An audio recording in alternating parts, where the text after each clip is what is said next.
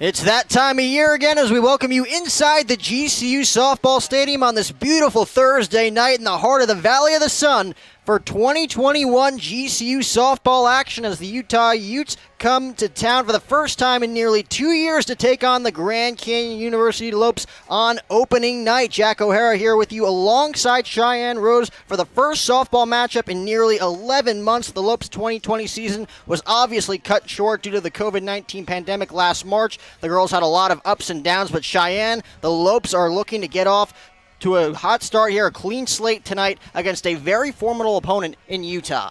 Absolutely, Jack. The Lopes have waited 335 days to come back to the GCU Softball Stadium. The last time we were here, the ladies were starting off the GCU Invitational with a 9-0 win against South Dakota, and then their last game against Lehigh with an impressive 16-7 victory. The last time that these two teams saw each other and went head-to-head, the Lopes won with an 8-6 victory back on March 1st of 2019, and the Lopes are on a 2-game winning streak against the Utes. Yeah, 2-6 lifetime, like you said, and to your credit, Cheyenne, 8-6 victory last go-around. That was on March 1st of 2019, nearly 2 years ago. Ryan Denhart getting the start in that game, going 3 1/3 innings pitched. Got roughed up a little bit, 5 hits, 6 earned runs, but Lexi Coons came in to save the day. 3 2/3 innings pitched, only allowing 1 hit, picking up 4 strikeouts as the Lopes came back to win that one. 3 home runs, 2 of which came off the bat of Savannah Torville and then graduate student Maddie Dowdle as well. The Utah Utes obviously 14-4 a season ago. Their season was cut short, as was everybody's. But it should be an interesting go-around this time for both squads as we take a look at the Sanderson Ford 3 keys to the game. That's right, Jack. So the first one is take it back. As we mentioned, the Lopes got off to a little bit of a bumpy start last year, but got into their swing right before everything was closed because of the pandemic. So it's important for the girls to take that momentum that they had at the ending of the season and bring it back to the start of this one. And then Hello Vets. The Lopes are welcoming back 7 core vets in their senior season. Coons and Denhart coming back into the circle, doing damage to the opposing lineups, as well as Holland and Dietrich doing damage on the plate for the Lopes, and then taking the tough road. The Lopes have set a tough schedule for them to prove that they can handle these teams coming in here, and the Lopes have a heavy home schedule to do so. And 7 seniors, like you mentioned. We've got 6 freshmen as well. Angelia Aguilar, Isabella Gierke, JC Hambrick, Caitlin Lavis, Jaylene Capu, and Daisy Taloa. So a lot of new names to look out for this season under Ann Pearson's tutelage, and of course unavailable for tonight's game as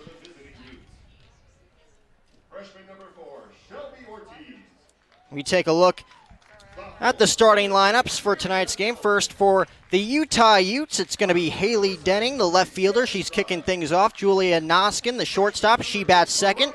Alyssa Barrera, she's in center field. She'll bat third. Cleaning things up at third base, the hot corner for the Utes, it's going to be Alyssa Bonstrom. Maddie Jacobus, she's at second base. She hits fifth. Destiny Quill, she's in right field. She'll hit sixth. Jordan Gasper is the designated hitter. She hits seventh. Katie Falk is behind the dish calling the shots as she'll bat eighth. And Alyssa Palacios is at first base, and she'll hit ninth. And, of course, Sydney Sandez will be on the circle tonight for the Utah Utes. And for the Lopes, obviously in left field, you got Gianna Nicoletti running things out. Hopefully she can get things started for the Lopes offensively. Jaden Reed, she'll be in right field. Lily Bishop at first base. She hits third.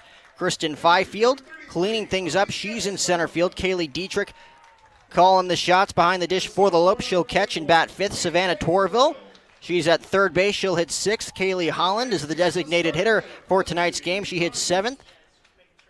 And then Angelia Aguilar, we mentioned her, new freshman on the squad. She's at shortstop. She hits eighth. And then it's going to be Jordan Pearson at second base. She'll hit ninth. And it's going to be the senior transfer for the Lopes, Tabitha Dyer, on the mound here on opening night. So it should be a good one between the Lopes and the Utes. Again, a very formidable opponent in the Ute Cheyenne. It's going to be a tough schedule for the Lopes this season as they're going to host 7 powerhouses, including the Arizona Wildcats, Arizona State Sun Devils as well. They'll be on the road in Tempe for that one. Baylor, Iowa State, Oklahoma, Oregon, who we'll see here on Saturday night. And then, of course, tonight, Utah, just to name a few. In 2020, the Lopes faced off against Texas Tech, Stanford, Baylor, and Boise State before the season was cut short. So they're no stranger to a tough, out-of-whack opponent this season, heading into this season, as the Utes line up on the first base side. The Lopes, of course, will line up on the third base side. Utah head coach Amy Hogue. Hogue in her 14th season as head coach. It's her alma mater as well, 2021, as it looks like we're going to welcome the Lopes down on the field, as we'll send it to our public address announcer for starting lineups, prayer, and national anthem. Don't go anywhere. Freshman number 7, Isabella Gerke. Junior number 8, Taylor Olson. Junior number 9, Brooke Cantillo. Sophomore number 10, Araceli Pescara. Sophomore number 11, Sydney Sahar. Senior number 15, Christine Bellavia. Junior number 16, Adrienne Byzantine. Junior number 17, Neely Bell. Freshman number 19, JC Hambrick. Freshman number 21, Caitlin Lavis. Senior number 23, Ryan Denhart. Freshman number 35, Jaylene Kapu. And freshman number 51, Daisy Taloa. And here is the starting lineup for your Grand Canyon University Antelopes. Batting first, the left fielder, number 24, Gianna Nicoletti. Batting second, in right field, number 4, Jaden Reed. Batting third, the first baseman, number 27, Lily Bishop. Batting fourth, playing center field, number 20, Kristen Fifield. Batting fifth, your catcher, number 5, Kaylee Dietrich.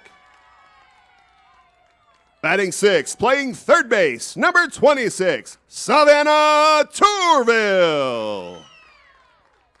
Batting seventh, the designated player, number 12, Kaylee Holland. Batting eighth, the shortstop, number 3, Angeli Aguilar Bocage. And batting ninth for your Lopes, the second baseman, number 47, Jordan Pearson.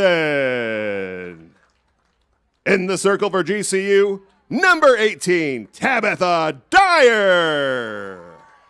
Your Lopes, the assistant coaches for your Lopes, Chelsea Brorman, Mandy Gardner, Nova Siegel, and your head coach, the only one in GCU softball history, the one, the only, Ann Pearson.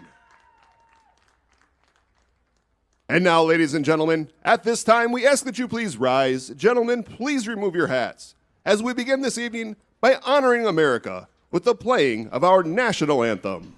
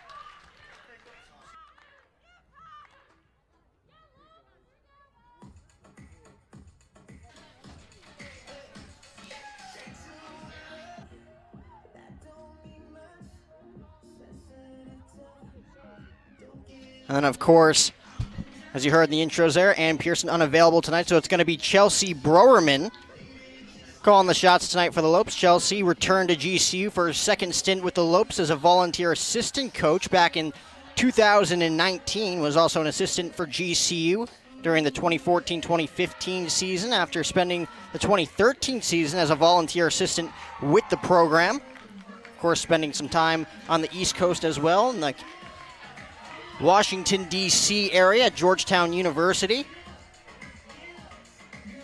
As this is going to be our first taste of Tabitha Dyer, like we mentioned, senior transfer student. Appeared in all 13 games a season ago, making 10 starts. Of course, at first base, 3 pitching appearances, scored a career-high 3 runs while recording a double and 2 walks in a win over Detroit Mercy. That was on March 7th. But a lot to be excited about adding this arm to this already star-studded pitching staff alongside Ryan Denhart and Lexi Coons. Absolutely, Jack. Having her in this lineup is going to do great things for the Lopes. Give those arms, as you mentioned, Coons and Denhart, a little bit more of a rest. And just nice having another senior veteran pitcher in this lineup for the Lopes. She was named the Ivy Pitcher of the Week in back-to-back weeks to begin the season last March 4th and March 11th. As it looks like we're ready to go, Haley Denon leading things off for the Utes. It'll be Denon, Naskin, and Barrera. So it's been nearly 11 months since the Lopes last stepped on the field, a 16-7 victory over Lehigh. That was back in March of 2020. Leading off for Utah, the left fielder, number 3, Haley Denning.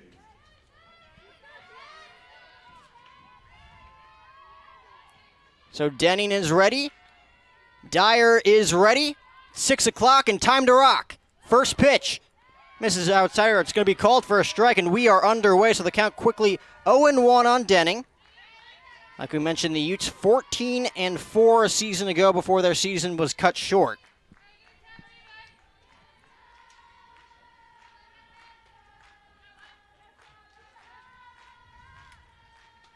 As the 0-1 offering misses up, count moves to a ball and a strike. The Utes looking to get off to a hot start tonight against GCU before taking on Seattle and BYU tomorrow. That'll be in Tempe at Arizona at Alberta B. Farrington Softball Stadium. Take on Seattle twice this weekend. That one's bunted in front of the mound. Going to be a tough play for Tabitha. She's not going to make it with the speedy Denning reaching with an infield single. So just like that, the Utes in business with a runner on first base and nobody out. And that'll bring up Julia Noskin, the shortstop for the Utes.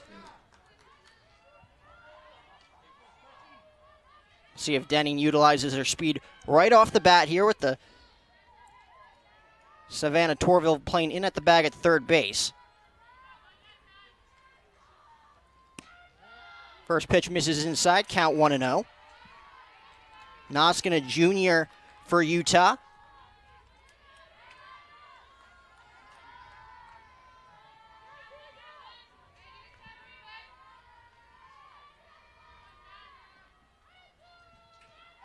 That pitch misses up. Running is Denham.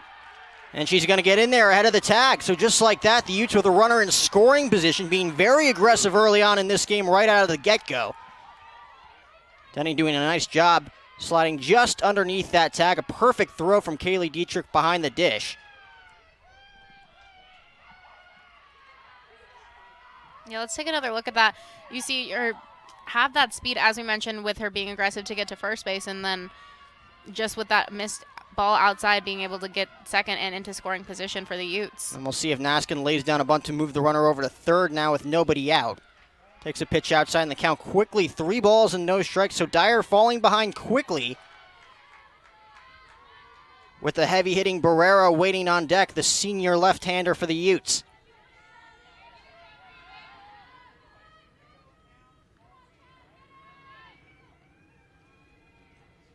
Rio pitch. Taking all the way is Naskin, and the count moves to 3-1. Only hit a .232, a season ago. Picking up 13 hits and 56 at-bats. Drove in 7 runs. Going to drive in her first at-bat here in 2021. 3-1 pitch coming from Tabitha Dyer, misses up, and just like that, the Utes have runners on first and second, and nobody out. Should be an interesting thing to see here for Barrera. Has a ton of power from the left side. Runners on first and second, nobody out. We'll see if she tries to move the runners over via a bunt, or if she tries to take matters into her own hands here in the top of the first inning.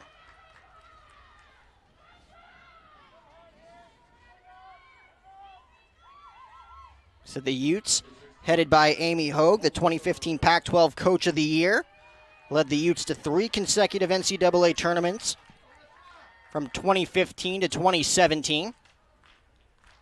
As the first pitch in there for a called strike, so Tabitha Dyer quickly ahead, no balls and 1 strike on Barrera. Like we said, the heavy hitter from the left side. Barrera, the center fielder, hit .421 a season ago. That pitch ripped up the middle into center field on 1 hop, and that's going to score a run. A quick RBI single for Alyssa Barrera, and it is 1-0 Utes here in the first. And still runners on first and second with nobody out, so not the start you wanted if you're Tabitha Dyer in this one. She'll look to escape any further damage here as Bonstrom, the cleanup hitter, third baseman, digs in.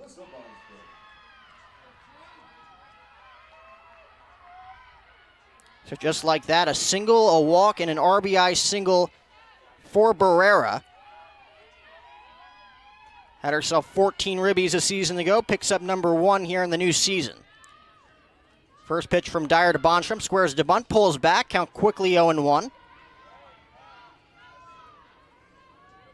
Looked like Denning was running from second base on that RBI single from Barrera, got a good jump. Obviously no play at home plate.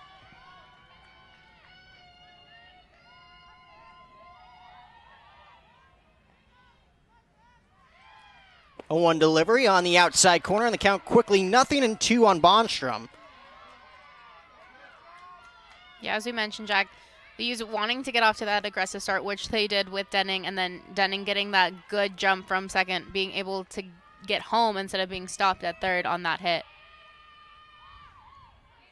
This would be a big first out for Tabitha Dyer. .380 batting average a season ago for Utah's cleanup hitters. That pitch misses up and in. Good idea for Tabitha there. Really nothing to lose. Up in the count, no balls and 2 strikes. So the count now moves to 1-2. Bonstrom looking to take something the other way here, trying to avoid the double play.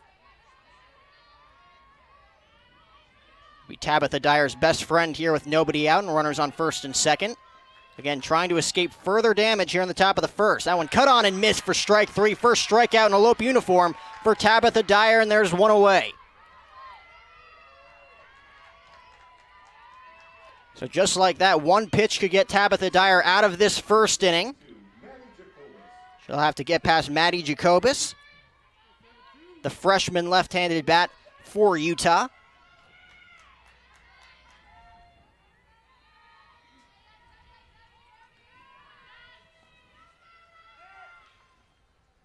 First pitch drops in there.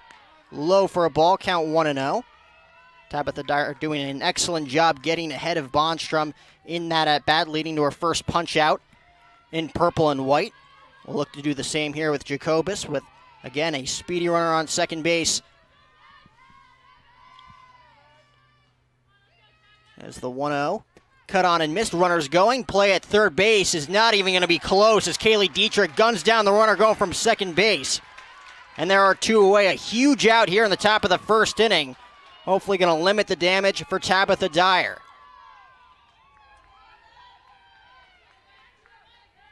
Yeah, as we take another look at this here, just nowhere for her to go. Torville had the ball in her glove and was just able to tag the runner before she got to third.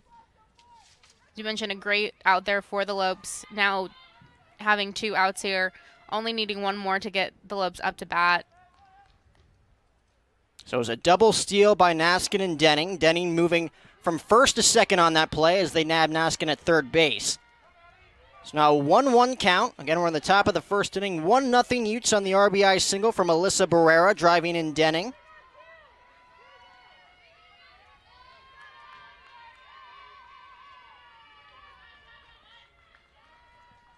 It's a 1-1 pitch. One hopper to second base. Easy 4-3 put out, and that'll do it. Here in the top of the first inning, 1 run on 2 hits for Utah. They leave a runner stranded on second. When we come back, it's Utah 1 and the Grand Canyon University Lopes coming to bat. Grand Canyon University, a Christian university, is one of the largest and fastest growing universities in the country. GCU offers 270 dynamic academic programs with modern apartment-style living, classrooms, labs, restaurants, and more. Located in beautiful Phoenix, Arizona, GCU's vibrant community and expansive campus is ranked top 20 for best college campuses in America. My university integrates the free market system with a welcoming Christian worldview perspective into its academic programs and throughout campus life, so you can put your faith into action and help transform communities. GCU campus students received over $157 million in scholarships in 2020, and many students attend GCU for less than the cost of a state university. Visit gcu.edu/myoffer to see the scholarships you qualify for. Admissible high school seniors can schedule a free visit from anywhere in the country. Find your purpose at Grand Canyon University. Visit gcu.edu/myoffer. Bottom half of the first inning between the Utes and the Lopes. It's opening night here at the GCU Softball Stadium. The Utes getting off to a hot start against the newcomer for the Lopes, Tabitha Dyer. 1 run on 2 hits. Haley Denning with a single to lead things off, utilizing her speed to the best of her advantage. Laying down a bunt right in front of the circle. Came around to score on the RBI single up the middle by Alyssa Barrera. It'll be the Lopes' first go-around against Sydney Sandez.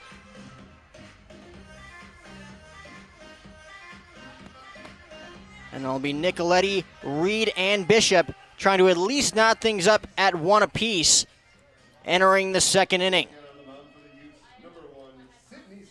And Gianna Nicoletti coming off a strong 2020 campaign. Again, the Lopes season cut short, 7-20 overall.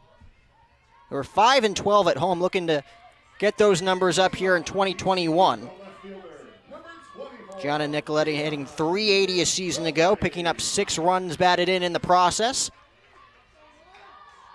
She'll look to slap one the other way into left field here to get the Lopes started. Bonstrom playing in at the bag at third base for the speedy Nicoletti. As the first pitch from Sandez is in there for a called strike. Count 0-1. And Gianna picking up 30 hits in 79 at-bats a season ago. Again, notoriously known for taking the ball the other way, trying to slap one the other way once again to get something in motion for the Lopes offensively. 0-1 pitch, cut on and missed, and the count quickly, no balls and 2 strikes. So just like that, Sandez getting ahead of the Lopes leadoff hitter.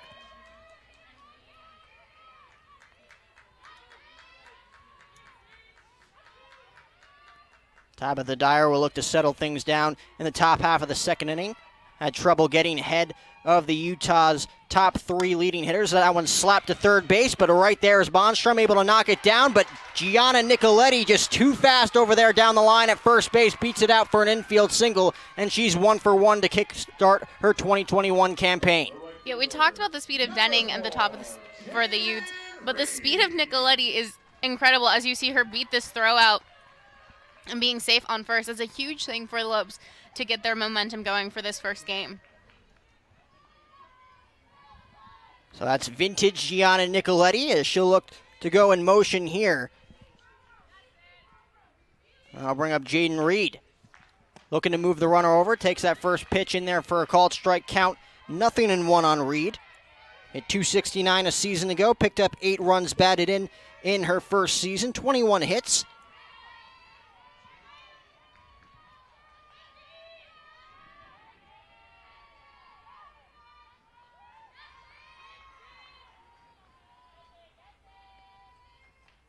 Oh, 1 pitch, bunted right in front of the mound and foul. So the count quickly, no balls and 2 strikes. Right idea once again by Jaden Reed, trying to move the speedy Nicoletti into scoring position with Lily Bishop waiting on deck. Now no balls and 2 strikes. Sydney Sandez again quickly ahead of these first 2 hitters for the Lopes. Reed has a wide open right field down the line with Gasper playing to her left. As the 0-2 pitch misses outside, count moves to 1-2. Sandez trying to get Reed to chase, but no cigar.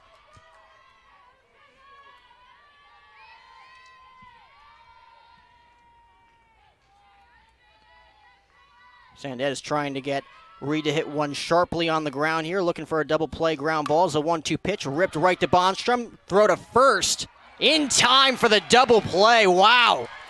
Great heads-up play by Bonstrom over there at the hot corner, able to nab that one on a line off the bat of Reed and quickly form, set, and throw across the diamond to get Gianna Nicoletti at first base. Was a close call, but again, a 5-3 putout for the double play.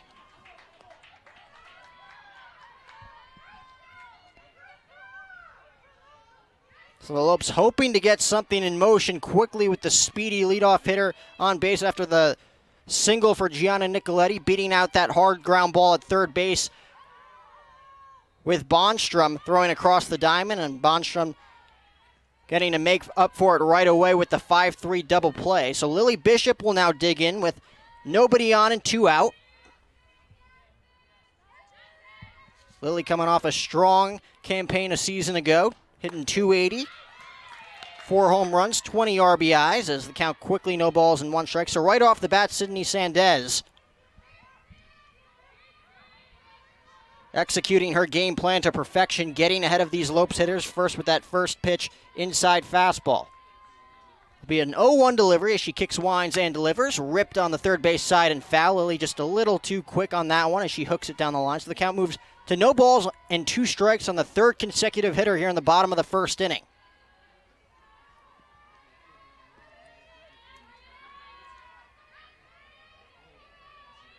It'll be the 6, 7, and 8 hitters due up for the Utes in the top half of the 2nd inning.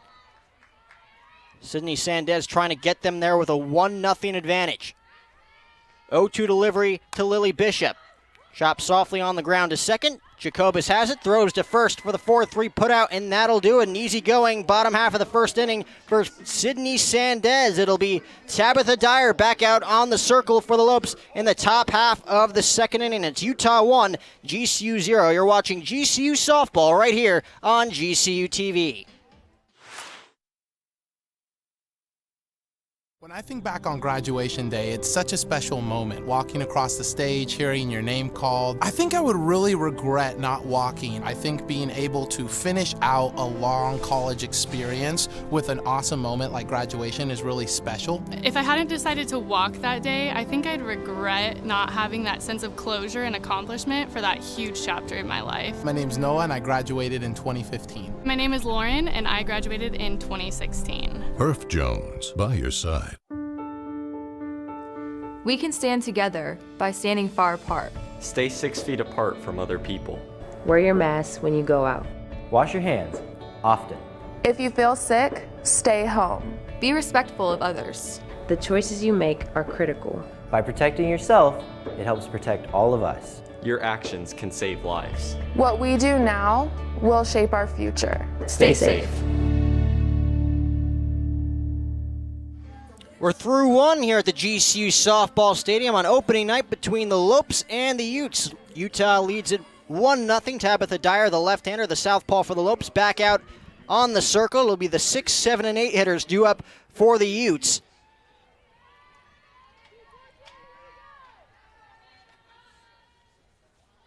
It'll be Quills, Gasper, and Falk trying to add to their 1-0 advantage. Alyssa Barrero with an RBI single in the top half of the 1st inning to get things going for the Utes as the count quickly no balls and 1 strike. Tabitha Dyer will look to get ahead of these Utes hitters down in the order. Looking for an easygoing top half of the 2nd inning, trying to keep her offense in it.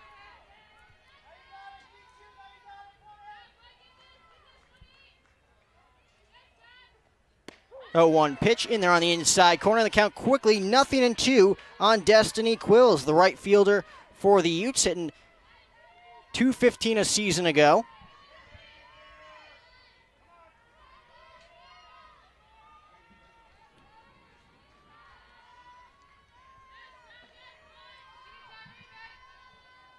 As the 0-2 offering on the outside corner for a called strike 3. So 3 pitches and 1 out for Tabitha Dyer as she starts the top half of the 2nd inning with a bang here for the Lopes. As we mentioned, this is her first game in a GCU uniform. Yes, she is a veteran coming in, but this is the first game that the Lopes have played, or most teams have played, in almost a year, Jack. So obviously those first game nerves getting to her a little bit, but clearly setting down here in the top of the second. First pitch misses up and outside, 1-0 to Jordan Gasper, the sophomore. And we mentioned Amy Hogue, head coach for the Utes. Some of the things on her reputation earlier on in this one. Mentioned her alma mater here for the Utah Utes as that pitch is on the outside corner. Count moves to 1-1. Back in 1994, she was part of the second team All-American. 9th nationally, batting .455 and 24th in stolen bases per game. She's also a 4-time All-WAC and 1994 WAC Player of the Year, as that one's popped up softly to third. Going to be a tough play for Savannah Torville, but she's got it for out number 2. So 2 quick outs here in the second for Tabitha Dyer. She'll look to get into a good rhythm heading into the middle innings.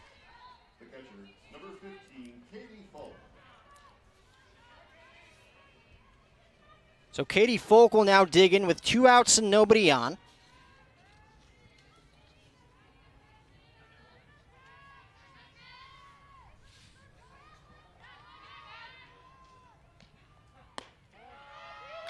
The first pitch misses up, count quickly 1-0.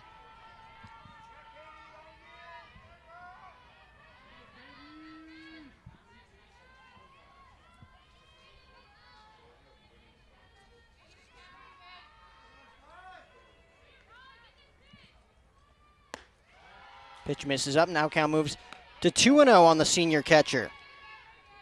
Pride of Tucson, Arizona for these Utah Utes.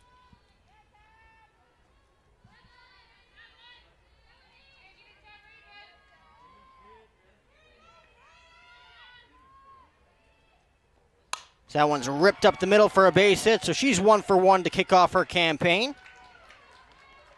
And the Utes have another runner in motion, runner on first base with 2 outs.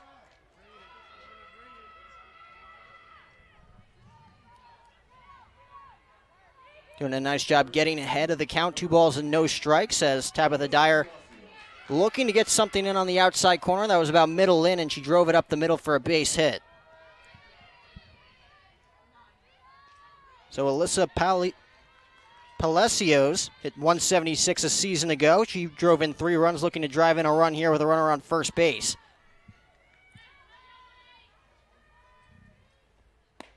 Makes that one outside, count quickly 1-0.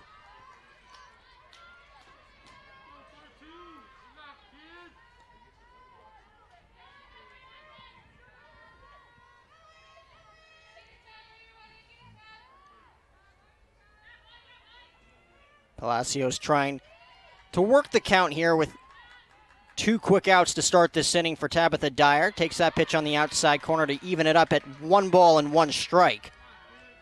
Only picked up 2 walks a season ago. As she looks to get things back to the top of the order with Denning waiting on deck.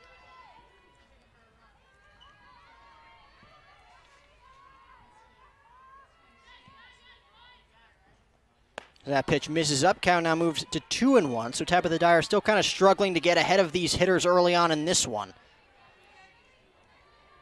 Sydney Sandez looking to get back out on the circle in the bottom half of the second inning. 4, 5, and 6. Middle part of the order due up for the Lopes.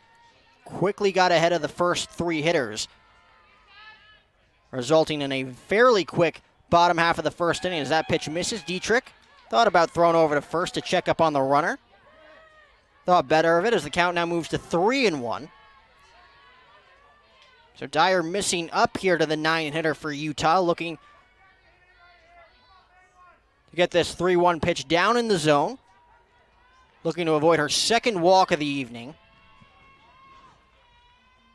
That pitch just a little too low, and she will pick up her second walk of the evening. First walk for Palacios. So runners on first and second after 2 quick outs for the Lopes left-hander. And that'll bring up Haley Denning looking to drive in a run.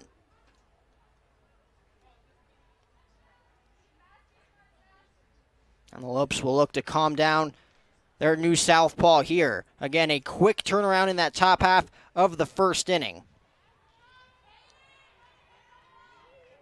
As Haley Denning was able to lay down a bunt, utilize her speed to pick up a leadoff single, would steal second immediately, putting a runner on second with nobody out. That resulted in Naskin reaching on a walk, worked the count to put runners on first and second with nobody out for the heavy-hitting Alyssa Barrera, who was able to rip one up the middle, fastball over the heart of the plate, driving in Denning from second base to give Utah what is currently a 1-0 advantage over the Lopes here on opening night.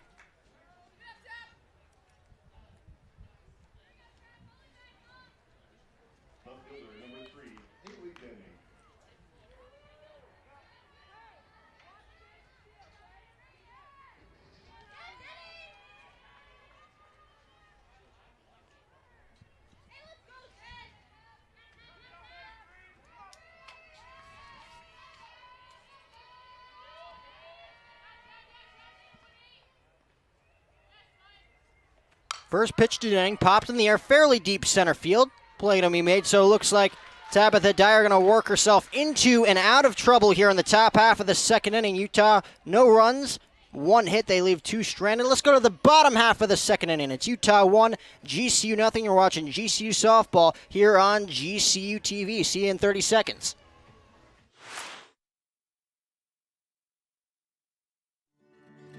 When life seems uncertain, there's one credit union that provides both dollars and cents. Copper State Credit Union. With solutions that focus on our members, you can take advantage of competitive rates, free cashback checking, and local attentive service. Uplifting our community is a standard we live by. That's why thousands of your Arizona neighbors rely on us. Strengthening Arizona families through financial empowerment. That's Copper State Credit Union.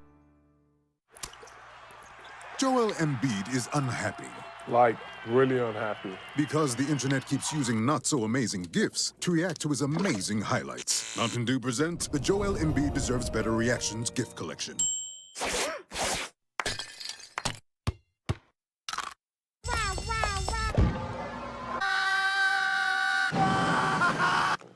Now I'm so happy.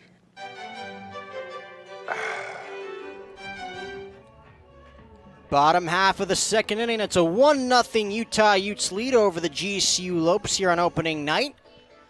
Sydney Sandez with an easygoing bottom half of the first inning after the leadoff single from Gianna Nicoletti.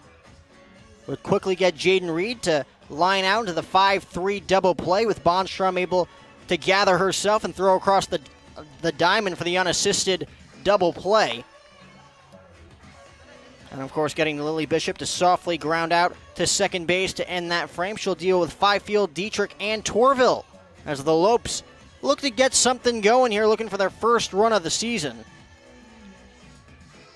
And Kristen Fifield, the sophomore out of El Paso, had a team high of .532 in slugging percentage a season ago.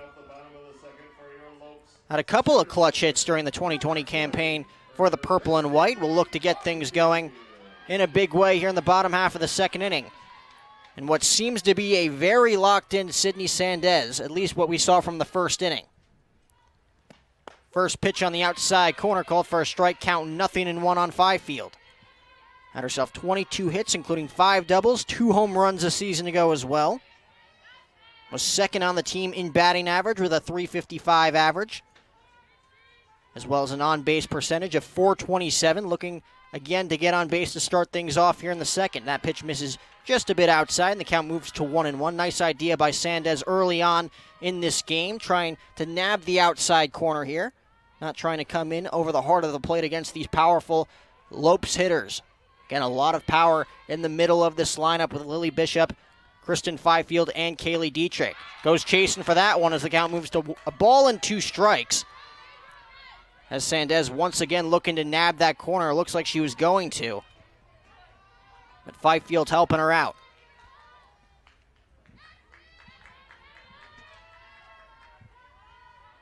So we'll see what Sandez goes with here on 1-2. Nobody out, nobody on. Cut on and miss for Fifield. First punch out of the night for Sandez, and there's quickly one away.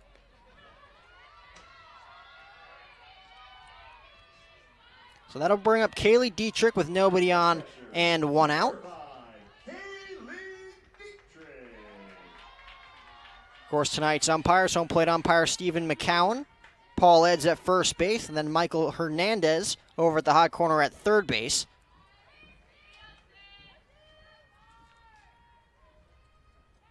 As the first pitch to the Lopes catcher misses up and away, count quickly 1-0.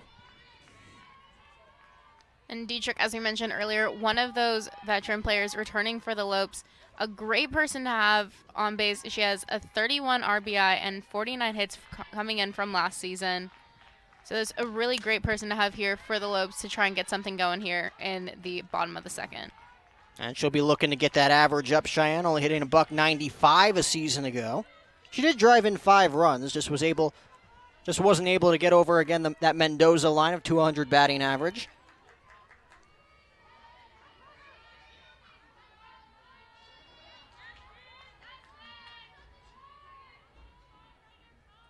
As the 1-1 offering. Sandoz looking to come in there, misses low as the count moves to 2 balls and 1 strike. First hitter she hasn't gotten ahead of in this game, the 5-hitter for the Lopes and Kaylee Dietrich. Mentioned the power in the middle of this order with Bishop, Fifield, and Dietrich. Savannah Torville, also a very powerful threat waiting on deck in the 6th hole for the Lopes.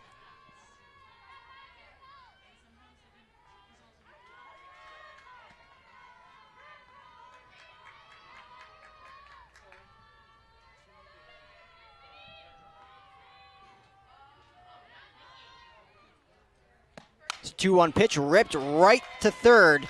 And Bonstrom has it for the second out. So the Lopes hitting the ball hard on the left side. But Bonstrom right there for the line out. So Dietrich now 0 for 1. Hard hit ball, nothing to show for it. So 2 up, 2 down. The Lopes still looking to put a runner in scoring position here tonight after the quick leadoff single in the bottom of the first from Gianna Nicoletti. Savannah Torville might have other plans, looking to tie the game with 1 swing potentially here in her first at-bat. We mentioned the power from last season, hitting .278. Picking up 14 runs batted in. As that pitch misses up, count 1-0. And despite the 14 ribbies, Cheyenne did not pick up a home run in her second season with the Lopes after a very powerful freshman year in 2019. Yeah, having last year's season cut short didn't really give her that full opportunity to get that, but has shown some great power here for the Lopes in all of her at-bats. 1-0 pitch. Tried to cheat Sandez there, trying to get ahead of that pitch. Misses as the count moves to a ball and a strike. So Sydney Sandez doing an excellent job mixing and matching so far, as you see the numbers right there. .278, no home runs, 14 ribbies in 2020. As the 1-1 delivery clips the inside corner. Nice pitch there from Sydney Sandez as the count moves to a ball and 2 strikes. Getting ahead of these Lopes hitters once again has been the formula to her success thus far in the first inning and 2/3.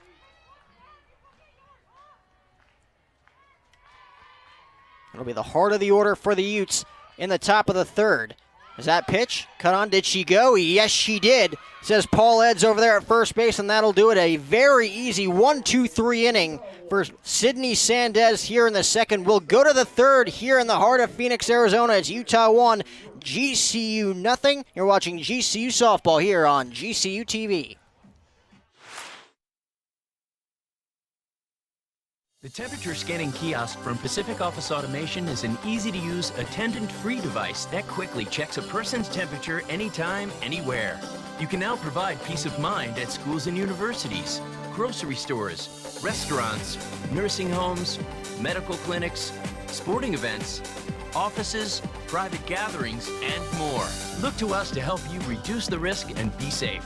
Visit PacificOffice.com. Pacific Office Automation. Problem solved. It's not about where you were born. It's not about your gender. Or the color of your skin. Or whether you're rich, poor, or in the middle. No matter what you play, if you have the skill and drive to succeed in school and in sports, we'll provide the opportunity. Top half of the third inning between the Lopes and the Utes. GCU fans, if you haven't already, it's time to download the Lope Nation app. Watch GCU home sporting events directly from your app. Receive personalized news and score updates from your favorite Lopes teams. Follow the Lopes closer than ever before with scores, schedules, stories, and more. And even more perks to be coming soon. Search GCU Athletics in your phone's app store or download the GCU Athletics app now at gculopes.com/app. And we mentioned before the game a couple of those seniors, Ryan Denhart and Lexi Coons. Ryan Denhart taking over on the circle to kick things off here in the third. First pitch, chopped to second base. One pitch, one out with the 4-3 putout. Nice start to Ryan Denhart's 2021 season. So Tabitha Dyer in her debut with the Lopes, going 2 innings pitched, allowing 3 hits, 1 earned run, 2 walks, picked up 2 punch-outs in the process. So we got a small dosage of the Lopes Southpaw here on opening night before coaching staff returns to one of their aces of this staff in Ryan Denhart. Again, trying to get the Lopes back to the plate in the bottom half of the third inning with no harm, no foul here in the top half of the third. Again, heart of the order for Utah as Alyssa Barrera steps in. Mentioned that .427 average a season ago. Pride and joy of Chino Hills, California, in her final season with the Utes.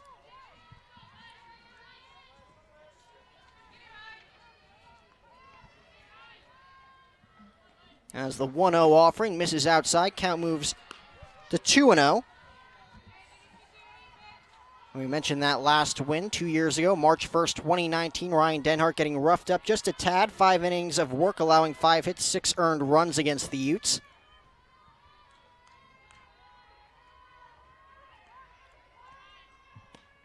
2-0 pitch drops in there. Misses low as the count moves to 3 balls and no strikes on Barrera. Of course, 3-0 here. Barrera looking to take all the way here with nobody on and 1 out. Ryan Denhart still doesn't want to give in just in case here. We mentioned the power.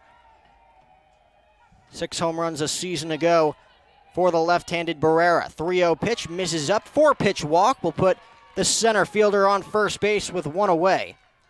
And that'll bring up Bondstrom, who's 0 for 1 in this game.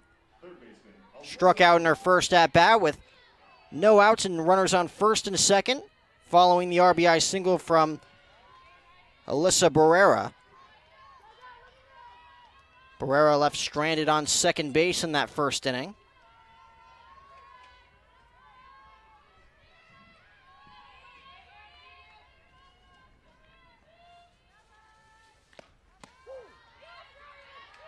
Pitch hits the inside corner, Count quickly 0-1 on Bondstrom. Mentioned her numbers a season ago, 380 average, 5 home runs, which led the team. Alyssa Barrera with 4 as he gets a good lead off of first base. Kaylee Dietrich keeping an eye on her as the count levels at a ball and a strike. And the center fielder for the Utes with great speed over there at first base in the 3-hole.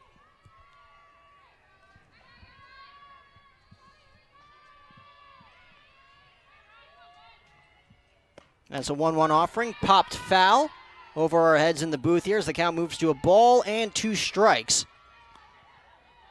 So Denhart coming right after these Utes hitter, right out of the get-go. First pitch ground ball on the right side. 4-pitch walk handed out to Barrera.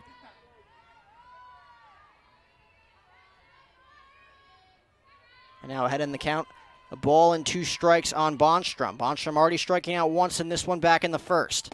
And she'll strike out once again here in the third as play at first base, not in time. Again, Barrera leading off just a tad, and she'll take second base here. Or she'll head back to first, with 2 outs now.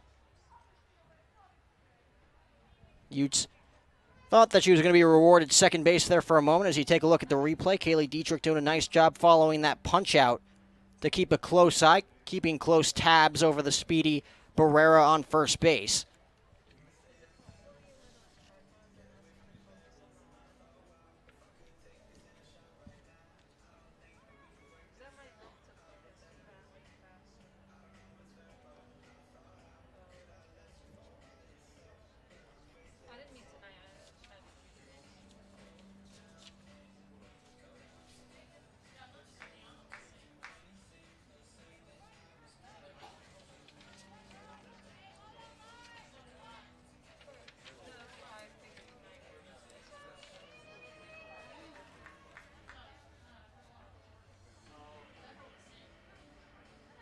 Talking things over here with Ryan Denhart now with 2 outs and a runner on first base. So Bonstrom down on strikes in her second consecutive at-bat. As it'll be Jacobus, the freshman left-handed bat, looking to put runners in motion for Utah after the mound visit. Some confusion down there on the field as once again, Alyssa Barrera thought she was rewarded second base, heads back to first. Lopes talking things over with Paul Eds, who's now at second base. Seems like they got everything figured out. So runner on first base. As the pitch grounded up the middle. This could be 2 as that one gets away from Jordan Pearson. And now that'll put runners on first and second with 1 out.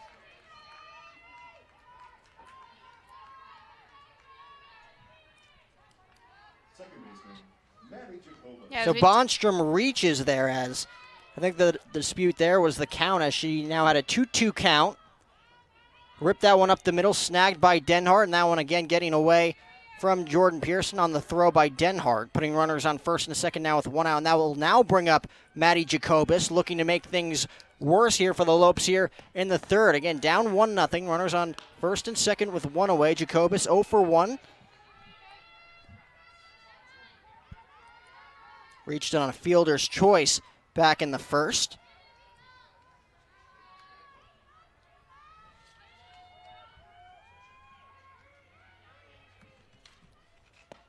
That pitch blooped into center field. It's going to fall for a base hit. Rounding third is Barrera. Going to be a close play at the plate, and they got her. What a play, what a throw from Kristen Fifield in center field, able to nab the speedy Barrera at home plate for out number 2. So hopefully that'll swing momentum here, at least for the moment, for the Lopes down by 1.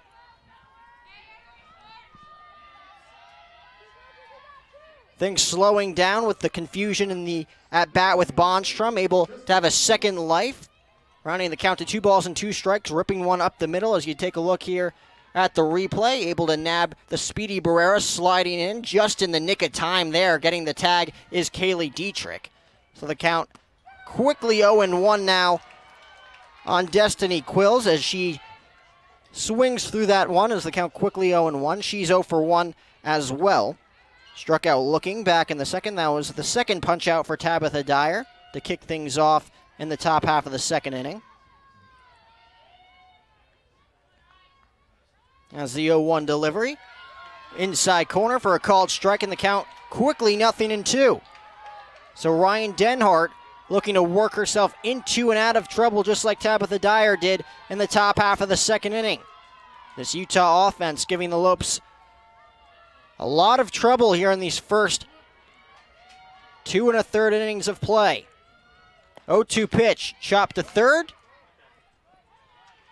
Stepping on the bag is Torville, but it is foul on the left side, so we'll do it again at 0-2. Quills is a freshman looking for her first collegiate hit in a Utah Utes uniform. It'd be a prime moment to do so here, looking to drive in a run, looking to add to that Utah Utes lead. Runners lead off first and second. Pitch misses just on the inside corner, and the count moves to a ball and 2 strikes.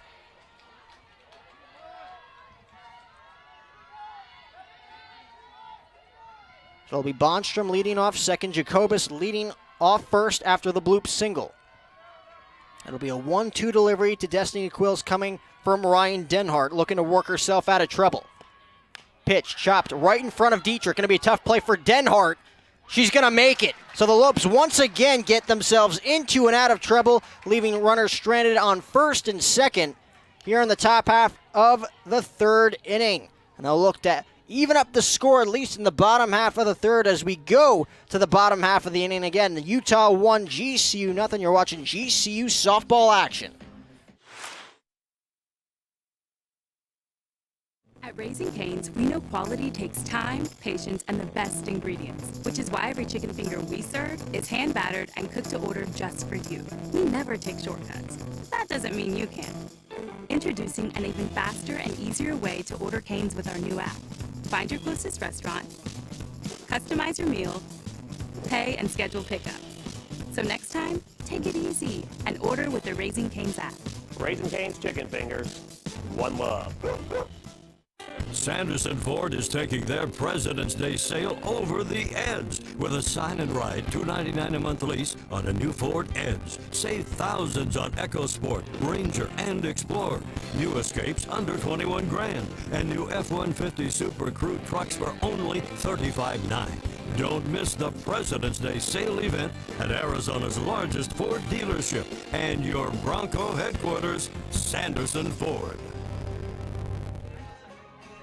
The Utah Utes giving the Lopes some trouble, giving them a run for their money offensively here through their first 3 at-bats in this one.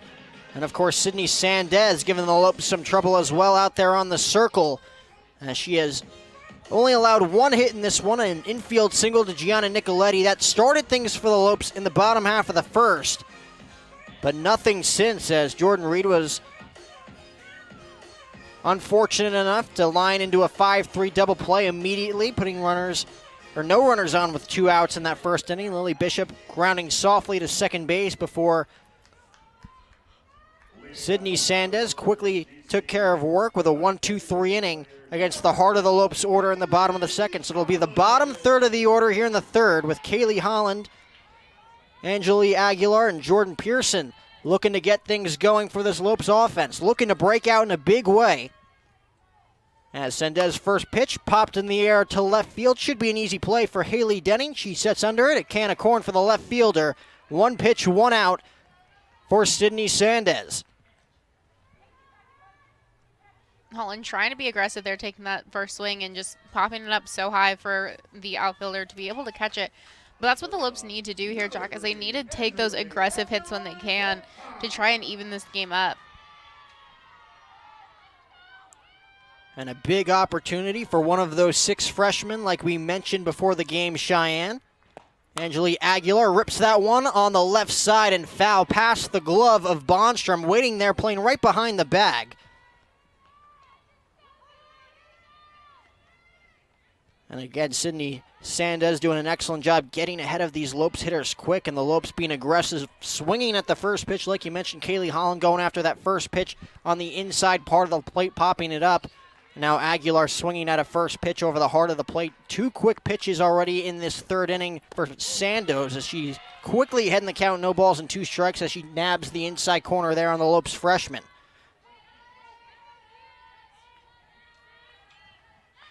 Aguilar from Tucson, Arizona.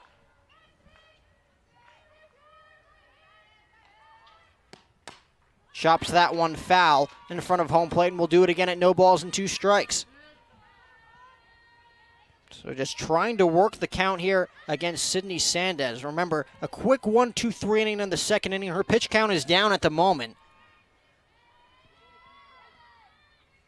Seems to be the most locked-in player on the field at the moment in this ball game. 0-2 pitch to Aguilar, misses outside. Count moves to 1-2 as she won't budge on the pitch on the outside corner. Jordan Pearson waiting on deck. You know, she's looking to make a big impact in this game as well, making her first start with the Lopes after having 6 pinch running appearances a season ago, as that one ripped on the third base side once again. So Aguilar doing a nice job battling here against Sandez. Again, it is opening night here for the Lopes and the Utes.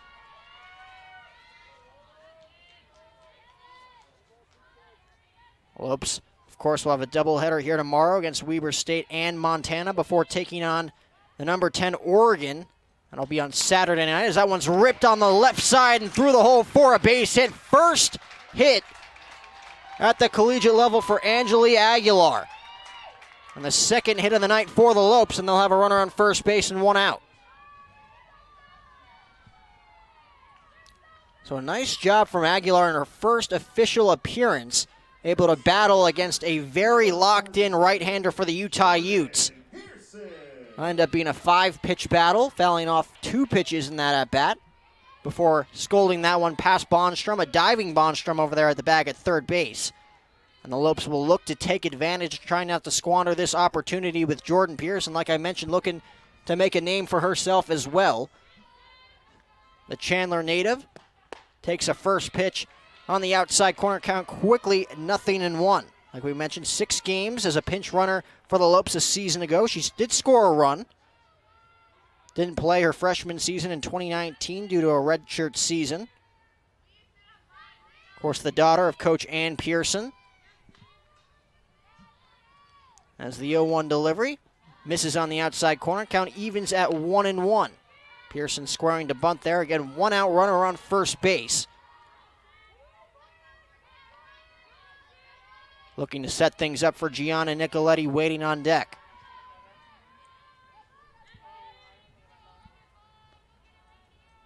So 1-1 pitch, slap the other way and foul, and the count now moves to a ball and 2 strikes on Pearson.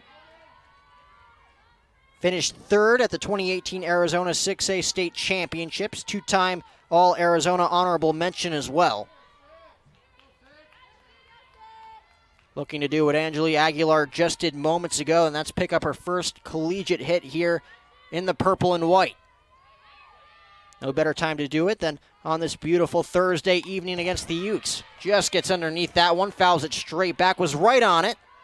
And we'll do it again at 1-2, but the Lopes bottom third of the order doing something that the Lopes top half and heart of the order couldn't do against Sydney Sandez to this point, Cheyenne, and that's work the count, drive up that pitch count, and hopefully get Sydney Sandez a little tired here in the bottom half of the third inning, trying to capitalize on a mistake. She's done a nice job hitting the corners to this point, as she's looking to hit the inside corner there, but once again, Jordan Peterson beating her to the punch, able to foul that one off. Yeah, as we've seen Aguilar and Pearson drive up this count, taking more at-bats than anyone else has in the top or heart of the order. So something that's really good here for the Lopes is trying to drive up her pitch count and try and hopefully get some hits off of those mistakes, as you mentioned, Jack. Outfielders playing to their right as the 1-2 pitch chopped up the middle. This could be 2. There's 1. Throw not going to be made. The speedy Jordan Pearson able to beat it out for the fielder's choice. So there'll now be 2 away with a runner on first base. The Lopes will get back to the top half of their order, and Gianna Nicoletti, of course, picking up that infield single right in front of Sandez in her first at-bat. She actually ripped it on the left side right in front of Bonstrom over there at the bag at third base.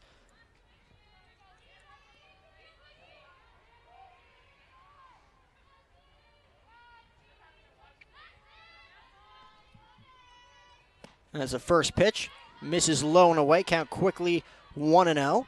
So Jordan Pearson doing a nice job putting the ball in play. Hit a little too hard right at Jacobus. Looking to turn the inning-ending 4-6-3 double play.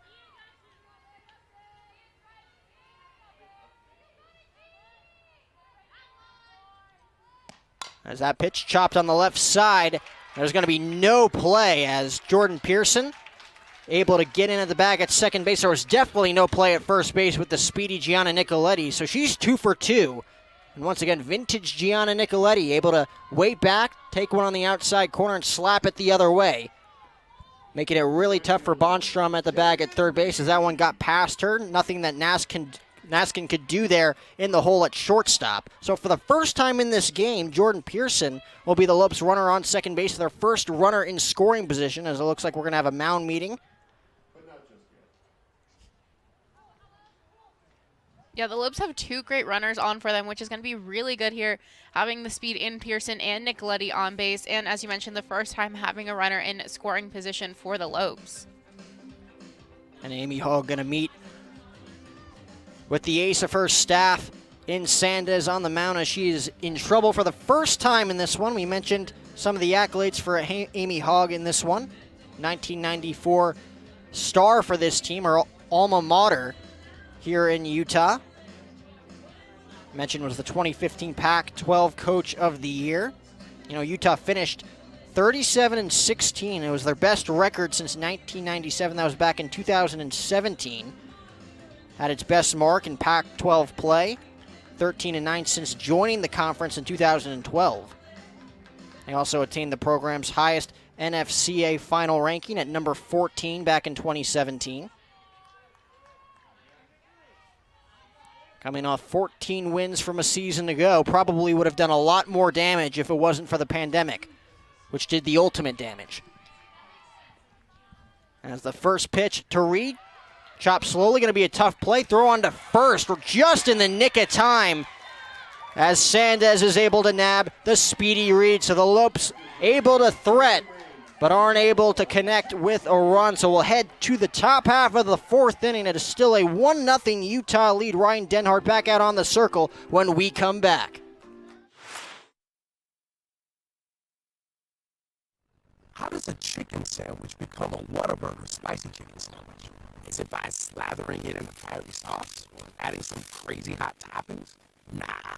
If the chicken in a chicken sandwich wants to be spicy, it has to come from the inside.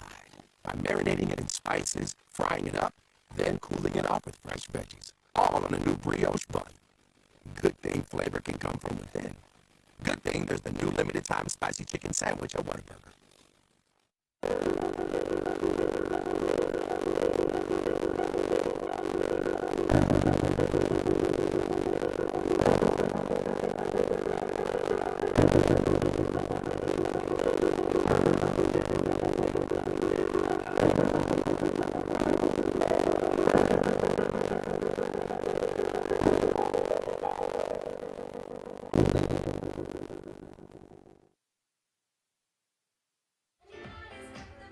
Top half of the fourth inning here on opening night. The Lopes threatening in the bottom half of the third inning with runners on first and second and 2 away. Jaden Reed chopping one slowly back to Sydney Sandez.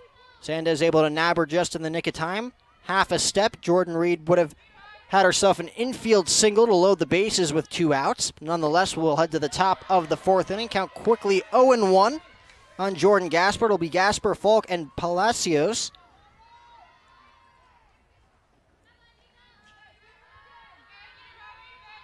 And as the Lopes offense slowly but surely looking to figure out Sydney Sandez.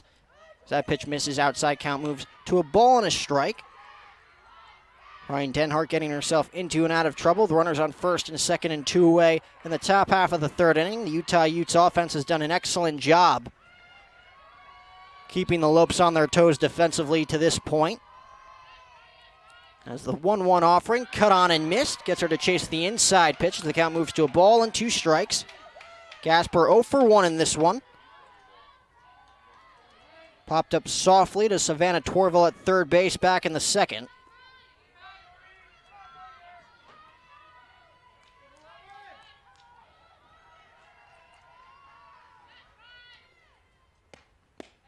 Pitch misses outside. Count moves to 2-2 as Denhart unable to get Gasper to chase the outside pitch.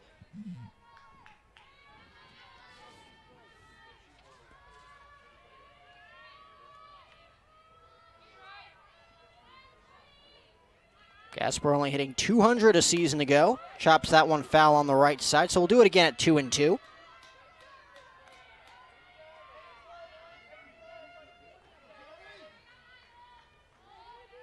Denhart able to get a quick out number 1 in the third inning with 1 pitch. She'll have to get at least 6 pitches here against Jordan Casper if she's going to want to pick up the first out here in the fourth. Pitch misses up, and the count now moves to 3-2. Gasper thought it was ball 4. She'll head back after talking things over with her first base coach. And we'll do it again here at 3 balls and 2 strikes. It'll be a 7-pitch at-bat between Jordan Casper and Ryan Denhart.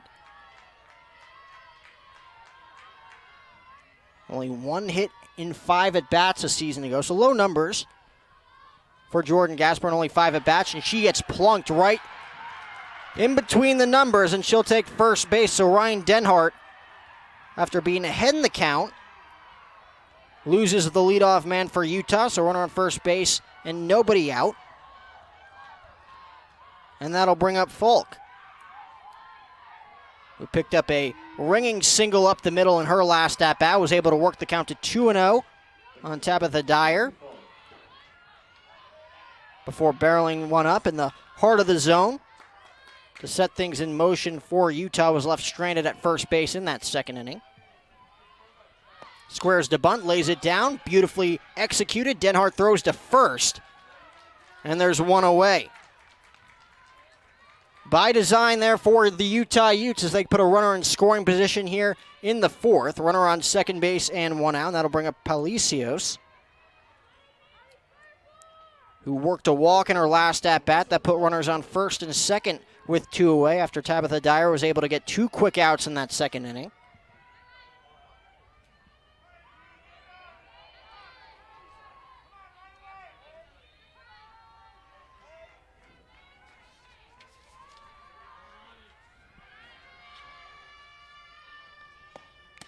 First pitch, clipped into the glove of Kaylee Dietrich as the count moves to no balls and one strike.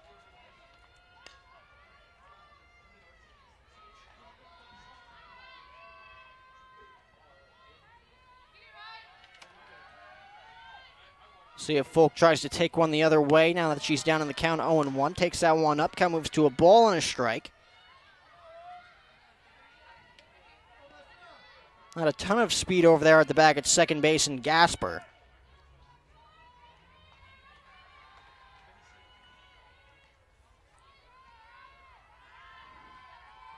As a 1-1 offering, popped in the air, left side. We'll see if this one stays in play. It won't. That one's in the stands and out of play, but Denhart now quickly ahead in the count. A ball and two strikes with a runner in scoring position and less than two outs. Biggest play in this game thus far, an inning ago. Jacobus able to poke one in the air, center field. One hopper for Fifield, who was able to nab Alyssa Barrera at home plate just in the nick of time, right on the money with the throw. That was the second out back in the third as that one just misses inside. And the count moves to 2 balls and 2 strikes now on Palacios.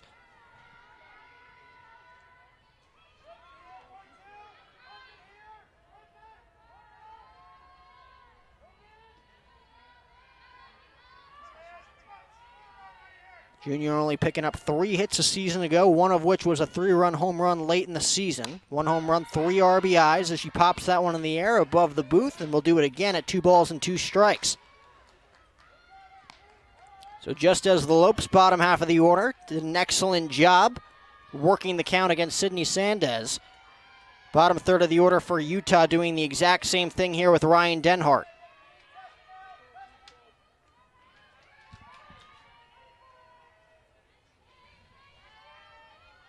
A wide open hole up the middle for Palacios here on 2 balls and 2 strikes. Out now runs full at 3 balls and 2 strikes as Denhart misses high and away. So if anything, Palacios working up the pitch count for the Lopes right-hander. Haley Denning looking for her 3rd plate appearance on deck. Payoff pitch, cut on and missed. A huge strikeout for number 23 and Ryan Denhart, and there are 2 away, getting her to chase that 3-2 offering up in the zone. It may have been ball 4. Palacios chasing the ladder, unable to grab it. Yeah, that's exactly what the Lopes needed there to get that second out. With the Utes having that runner in scoring position on second, a big out there for the Lopes to hopefully get that 3rd one real quick and get the Lopes back at the plate. So with 2 away, now Torville really in at the bag at 3rd base. That pitch is going to clip the outside corner for a strike. Count moves to 0-1 now on Denning. Denning, of course, coming around to score, setting the table right off the bat in the top half of the 1st inning. The bunt single up the middle. Came around to score on the RBI single by Alyssa Barrera. The 0-1 pitch misses up. Kaylee Dietrich keeping a close eye on the runner on second base. Gasper, of course, leading off this inning, working the count full. 7-pitch at bat against Ryan Denhart, was plunked in the back.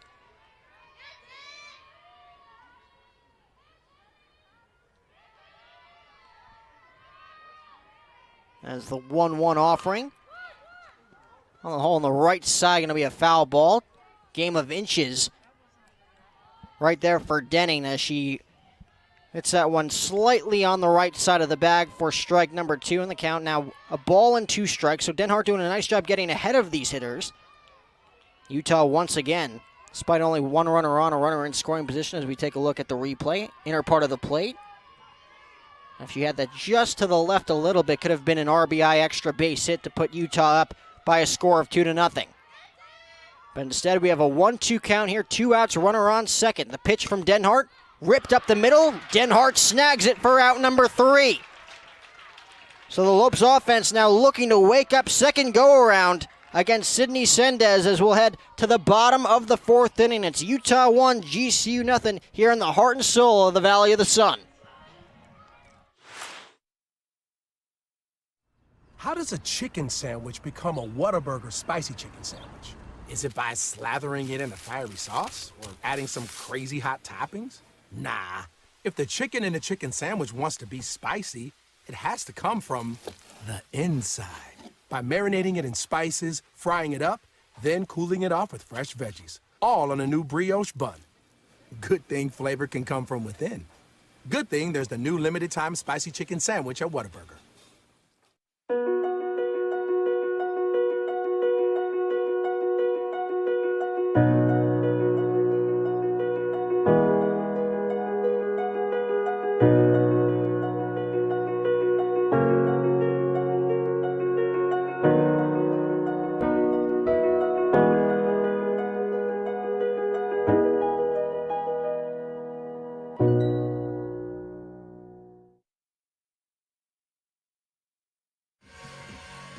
Bottom half of the 4th inning. It's been all about the pitching games so far here on opening night between the Lopes and the Utes.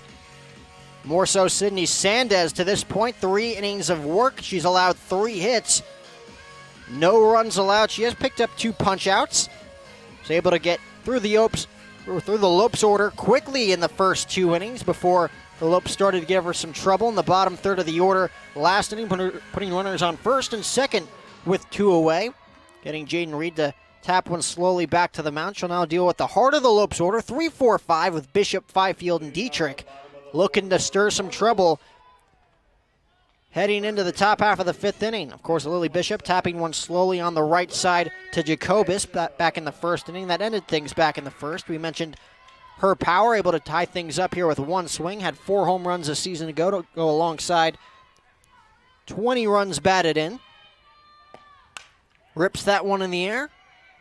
Gets under it a little bit in center field. Calling off Barrera is Naskin, and she'll make the play. 1 pitch, 1 out to Lily Bishop.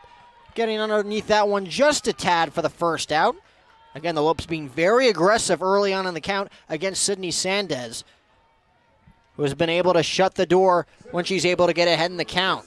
Take a look at the replay. Bishop, again, just nearly getting underneath that one as Naskin able to call off the center fielder in Alyssa Barrera for out number 1 in shallow center field.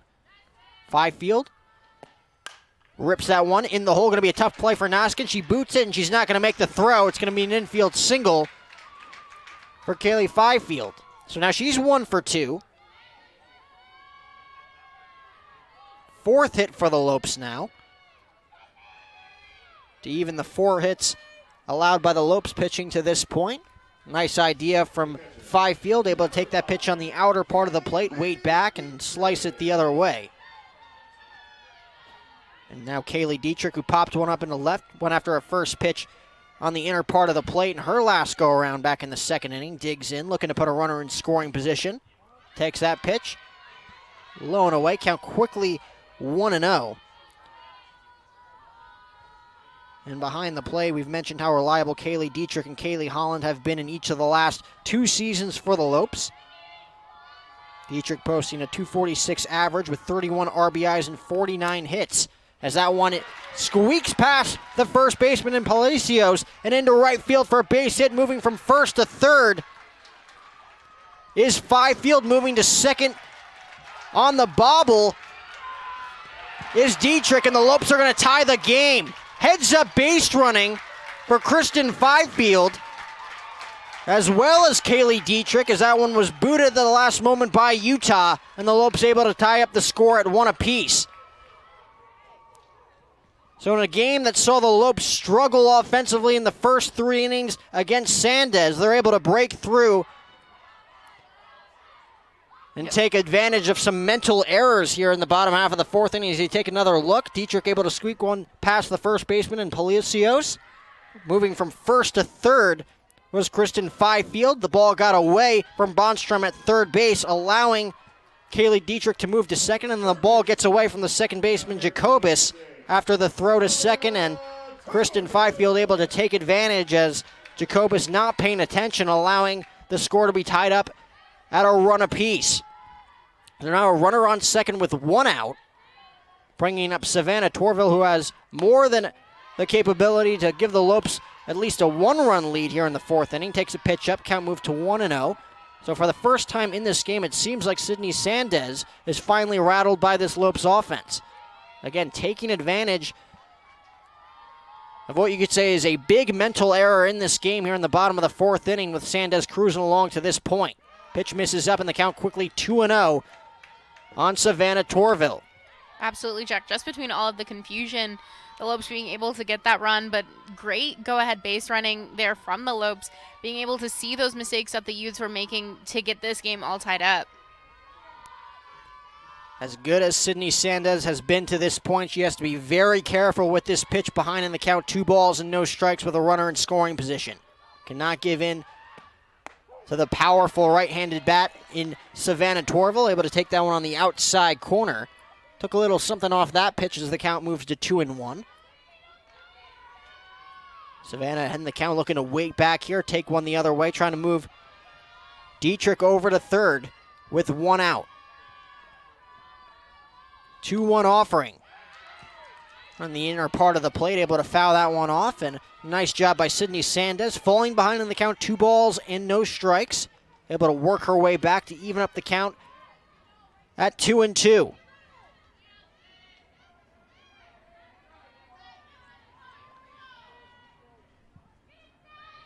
We mentioned the 14 RBIs for Torville a season ago. 2-2 pitch. Chopped slowly on the ground to third, and we'll do it again. It will be at least a 6-pitch battle between Sandez and Torville here in the fourth. The Lopes finally breaking through here in the bottom half of the fourth inning.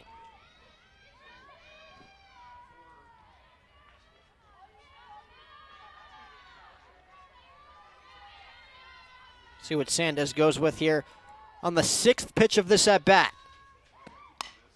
Throws that one over the heart of the plate, gets Torville to chop it on the ground to third. Bonstrom throws across the diamond for the putout, so a big out number 2 for Utah's right-hander, and that'll send up Kaylee Holland with 2 away.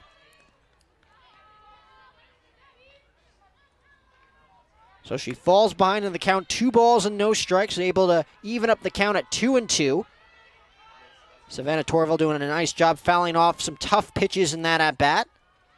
Unable to get ahead of that pitch over the heart of the plate as she rolls it on the ground to third base.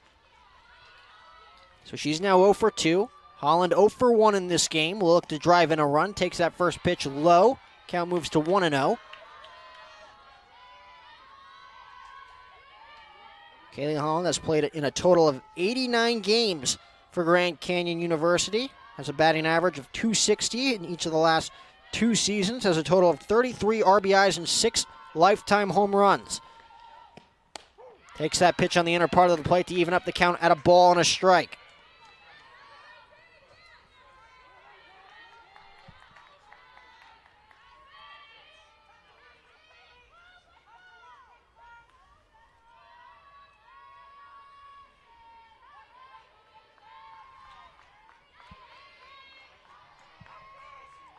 One delivery, misses low and in. Count moves to 2-1. So Sandez doing an excellent job hitting her spots early on in this game. Finally rattled here in the fourth.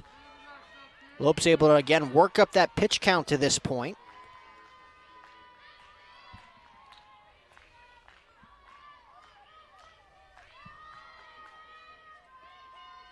It's a 2-1 offering. Again, Sandez doing a nice job taking some speed off of that one to even up the count at 2 balls and 2 strikes.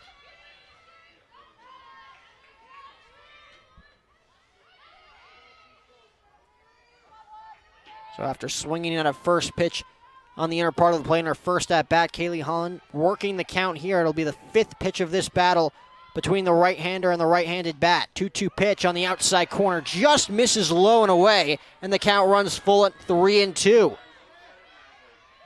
And of course, you can see Aguilar waiting on deck, looking to get another go-around against Sandez, ripping a single back in the second inning.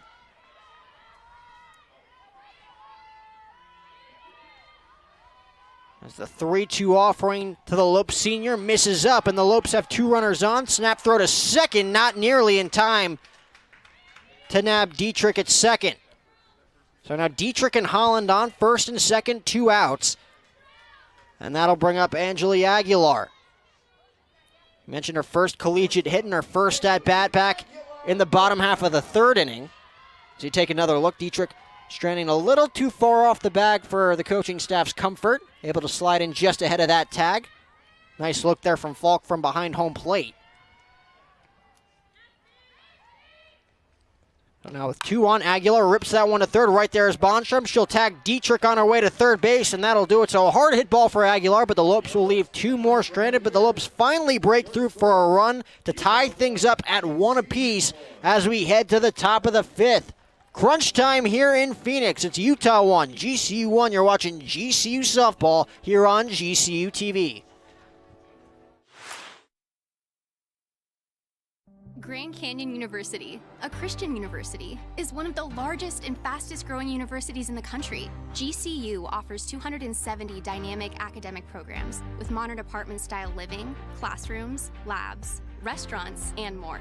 Located in beautiful Phoenix, Arizona, GCU's vibrant community and expansive campus is ranked top 20 for best college campuses in America. My university integrates the free market system with a welcoming Christian worldview perspective into its academic programs and throughout campus life, so you can put your faith into action and help transform communities. GCU campus students received over $157 million in scholarships in 2020, and many students attend GCU for less than the cost of a state university. Visit gcu.edu/myoffer to see the scholarships you qualify for. Admissible high school seniors can schedule a free visit from anywhere in the country. Find your purpose at Grand Canyon University. Visit gcu.edu/myoffer. Get the best gear to show off your Lope pride. Go to lopeshops.gcu.edu to find everything GCU, from the newest apparel to the coolest accessories. Use promo code GCUTV20 today only to get 20% off for being a GCU TV viewer. Log on and get your gear today. And you know, Jack, something you can get with that discount code that they sell at the Lope Shop. Do you have any idea of what that is? Coffee? Yes. You drink way too much of it, Cheyenne. That is never a thing. You can never drink too much coffee, as I have 2 GCBC drinks in front of me. But yes, GCBC is sold at the Lope Shop. You can get cases of Stampede or even K-Cups with GCBC coffee in them. And you know what else? We can't get enough pitching in this game as well. Sydney Sandez mowing them down to this point. The Lopes able to finally break through in the bottom half of the 4th inning. We saw Tabitha Dyer in this one. We saw Ryan Denhart. Now we're going to see Sydney Sahar looking to paint the outside corner. Won't there. Count quickly 1-0. It'll be the heart of the order. Naskin, Barrera, and Bonstrom looking to take that lead back that they lost in the bottom half of the 4th inning. Sydney Sahar made 5 appearances a season ago as that one drops in there for a strike. Count moves to 1-1. In 24 2/3 innings pitched, Sydney recorded 17 strikeouts for the Lopes in her freshman campaign. Ryan Denhart finishing with a line of 2 innings of work, only allowing 1 hit, 1 walk, 1 strikeout. Did a nice job in relief of Tabitha Dyer, who went 2 innings, allowing 3 hits and 1 earned run. So despite Utah really putting the Lopes on their heels in this one offensively, have not been able to connect for more than 1 run in this game. 1 run on 4 hits to match up against the Lopes' 1 run on 4 hits. Each team with an error to this point as well, as that one just misses on the inside corner, and the count now moves to 3-1 on the speedy Naskin. It looks like Kaylee Dietrich going to come and calm down her sophomore southpaw, so the Lopes using 2 of their left-handers here tonight in Dyer and now Sahar.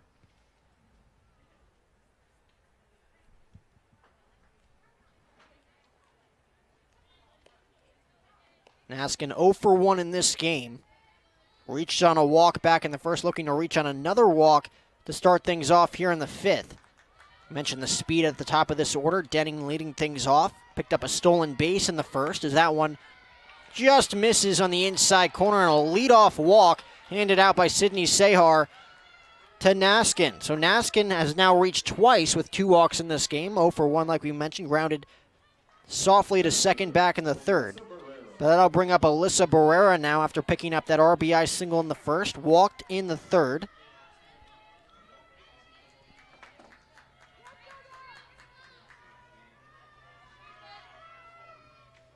And this is not where the Lopes want to be after finally breaking through against Sydney Sandez. Pitch clips the outside corner, and the count quickly 0-1. We mentioned the impressive offensive numbers from a season ago for Alyssa Barrera. 421 average, 4 home runs, 14 runs batted in. Slugging percentage of .649. That's why she's in the 3-hole. She rips that one straight back and foul, and the count quickly 0-2, just getting underneath that one on the outer part of the plate. Would be a big first out in this inning for Sydney Sehar if she's able to gun down Barrera. Again, in her senior season, has done tremendous things in her 3 years with the Utah Utes. Looking to go out with a bang this season, looking to go out with a big opening night performance here in Phoenix. 0-2 pitch, misses on the outside corner, then we'll do it once again at 1 ball and 2 strikes.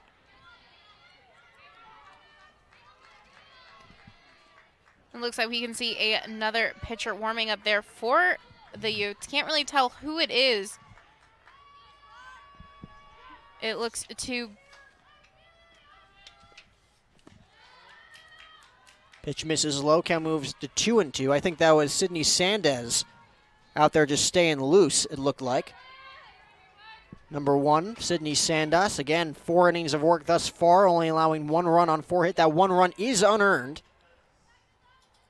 The Lopes taking advantage of a big mental error by the Utah Utes defensively as the count now roams full at 3 balls and 2 strikes. So if anything else, Alyssa Barrera doing an excellent job after falling behind the count, no balls and 2 strikes against the Lopes Southpaw, able to work the count full at 3-2. Again, nobody out, a big pitch, probably the biggest pitch in this game coming from Sydney Sehar to this point here in the 5th. Payoff to Barrera. Just misses as the throw down will be irrelevant by Kaylee Dietrich. And it looks like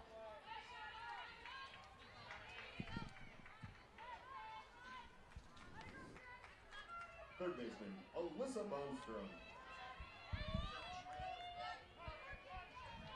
And it looks like that was a called strike 3 on the inner part of the plate against Alyssa Barrera. And she goes down for the first time in this one. So 1 out runner on second base. So that will be a stolen base for Naskin, as that one's cut on and missed by Bostrom. Bostrom looking to get going in this one. She struck out swinging in her first 2 plate appearances, 1 against Dyer, 1 against Denhart. Dietrich once again looking to settle down Sehar. Looking to get on the same page at least here. Again, a big spot in this game. Sehar able to make her pitch, arguably the biggest pitch of this game on that 3-2 offering to the very dangerous Alyssa Barrera with a runner on first base and nobody out. Again, a lot of speed on the bag at second base in Naskin. Looking to get ahead quickly of Bostrom.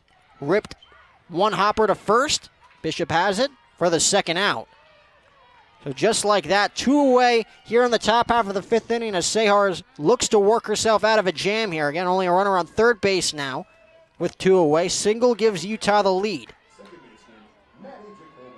Maddie Jacobus 1 for 2 in this game as the freshman picked up her first collegiate hit with the Utah Utes. That came back in the 3rd inning on the right side and into right field.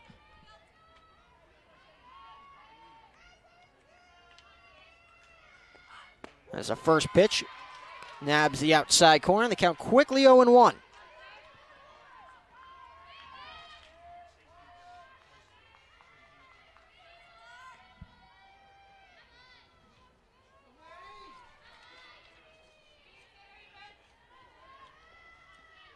Lopes looking to hang on to this tie score, and it looks like they will if this is able to stay in play, and it does. Savannah Torville camps under it for out number 3, and Sydney Sehar able to work herself out of a jam. Utah with No runs on no hits. They leave a runner stranded. Let's head to the bottom half of the 5th inning. Lopes looking to take their first lead of 2021. You're watching GCU Softball right here on GCU TV. When I think back on graduation day, it's such a special moment. Walking across the stage, hearing your name called. I think I would really regret not walking. I think being able to finish out a long college experience with an awesome moment like graduation is really special. If I hadn't decided to walk that day, I think I'd regret not having that sense of closure and accomplishment for that huge chapter in my life. My name's Noah and I graduated in 2015. My name is Lauren and I graduated in 2016. Herff Jones, by your side. We can stand together by standing far apart. Stay 6 feet apart from other people. Wear your mask when you go out. Wash your hands often. If you feel sick, stay home. Be respectful of others. The choices you make are critical. By protecting yourself, it helps protect all of us. Your actions can save lives. What we do now will shape our future. Stay safe. All right.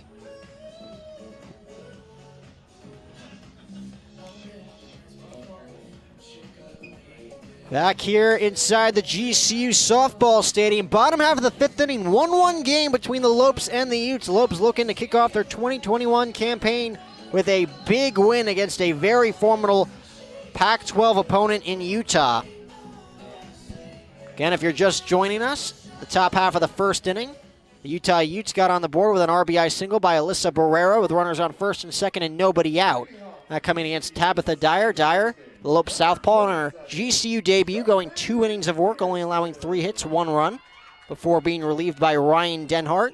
And now Sydney Sehar in the top half of the 5th inning. And, of course, the Lopes breaking through last inning in the bottom half of the 4th. Kaylee Dietrich singling on the right side as Kristen Fifield was able to move from 1st to 3rd. Errant throw to second base trying to nab Kaylee Dietrich allowed Kristen Fifield to score from 3rd. Again, that run is unearned, allowed by Sydney Sandez as she falls behind 1-0 to Jordan Pearson as that pitch clips the outside corner. The count moves to 1-1. Pearson hitting a ball sharply on the right side in her first at-bat. Able to ground into the fielder's choice as Jacobus was able to gobble it up, looking for a double play ground ball, but was unable to field it as smoothly as she wanted to. As that one's ripped right back to Sandez. She gobbles it up, throws to 1st, and there's quickly 1 away. So once again, Pearson hitting it right on the screws, still looking for her first collegiate hit with the Lopes.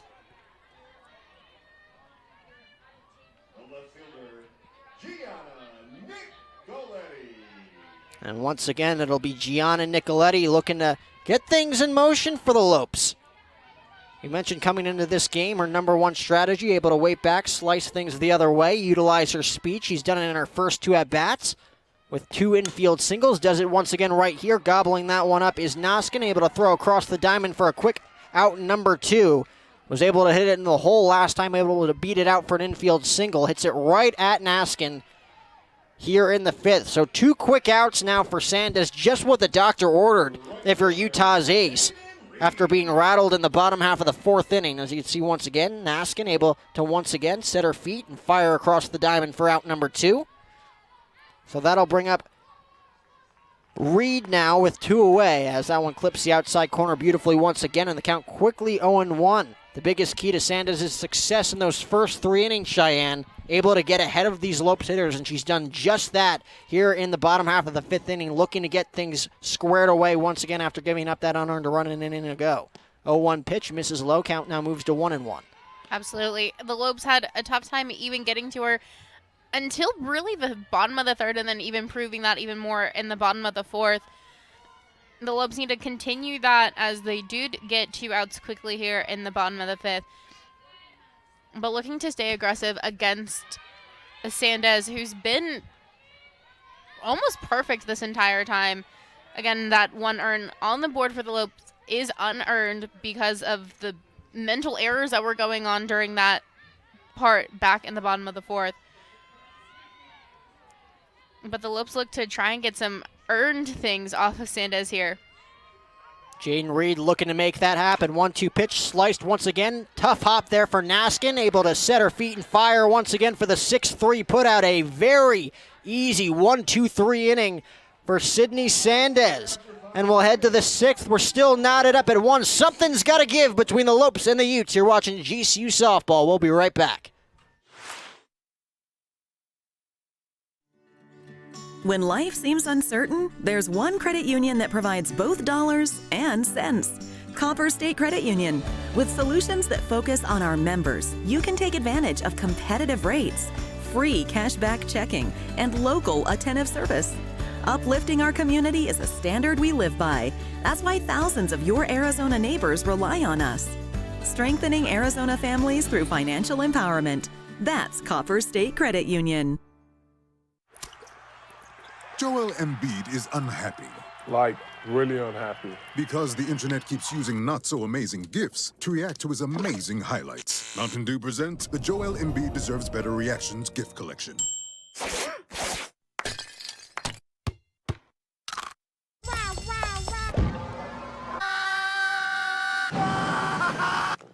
Now I'm so happy.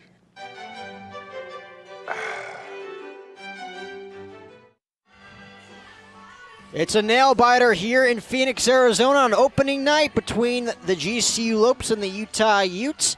First game of this GCU kickoff tournament as the Lopes look to kick off their 2021 season with a victory. It'll be the 6, 7, and 8 hitters in the order for the Utes. And if they're going to want to take the lead here in this inning, they're going to have to do it against one of the Lopes' newest arms, freshman J.C. Hambrick. Yeah, Hambrick is coming in with a posted .93 ERA, a 15-2 record, 185 strikeouts, a perfect game, 2 no-hitters, 11 shutouts, and no errors as a junior. So the Lopes are looking for some good stuff out of her here tonight in her first time wearing the Lopes uniform. And she'll be taking over for Sydney Sayar. 1 inning of work. As that pitch misses up, count quickly 1-0. Sayar picking up 1 strikeout, 1 walk in the process as she left a runner stranded on third base in 1 inning of shutout work.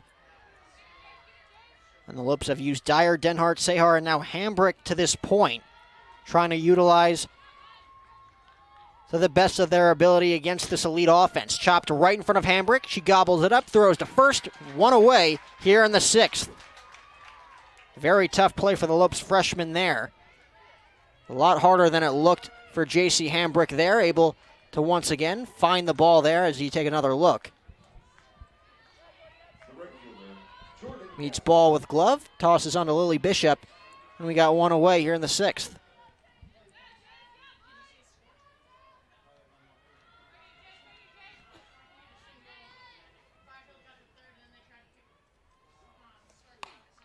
That one's going to be blooped over the head and into shallow left field for a base hit. And that's going to be Jaquez. Pinch hitting for the Utes, picking up her first hit of the season. So Sophie Jaquez, the Rancho Moreta native, picks up her first collegiate hit. She's also a freshman, so first pitch swinging, able to get good wood on that one. Again, inside-out swing, able to once again bloop that one over the head at third base with Savannah Torville playing in at the bag. Could be the biggest hit in this game this point for the Utes if they're able to do something with it with Folk, who's already 1 for 1 in this game. Sacrifice bunt, moving the runners into scoring position in her last at-bat.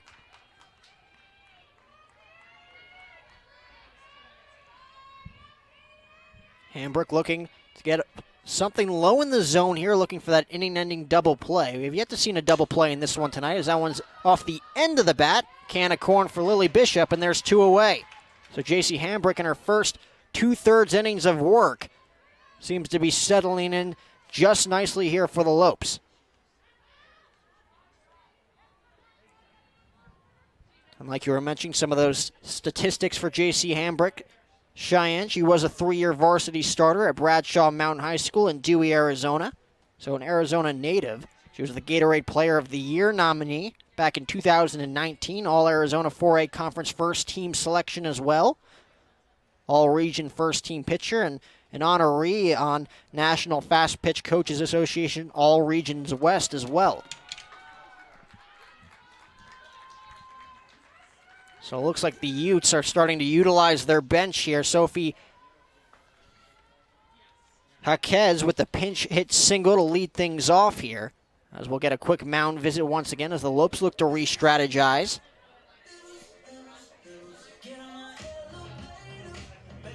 Looks like it's going to be Julia Scardina pinch hitting for the Utes, sophomore catcher out of Kentfield, California. Went to Marin Catholic High School.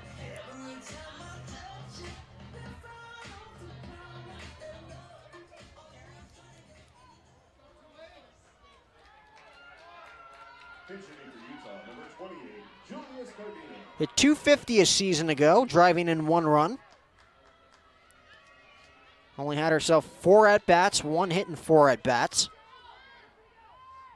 So again, some of these role players for Amy Hogg's team looking to make their presence felt, looking to open up some eyes. Late in this game, first pitch on the outside corner called for a strike, count 0-1.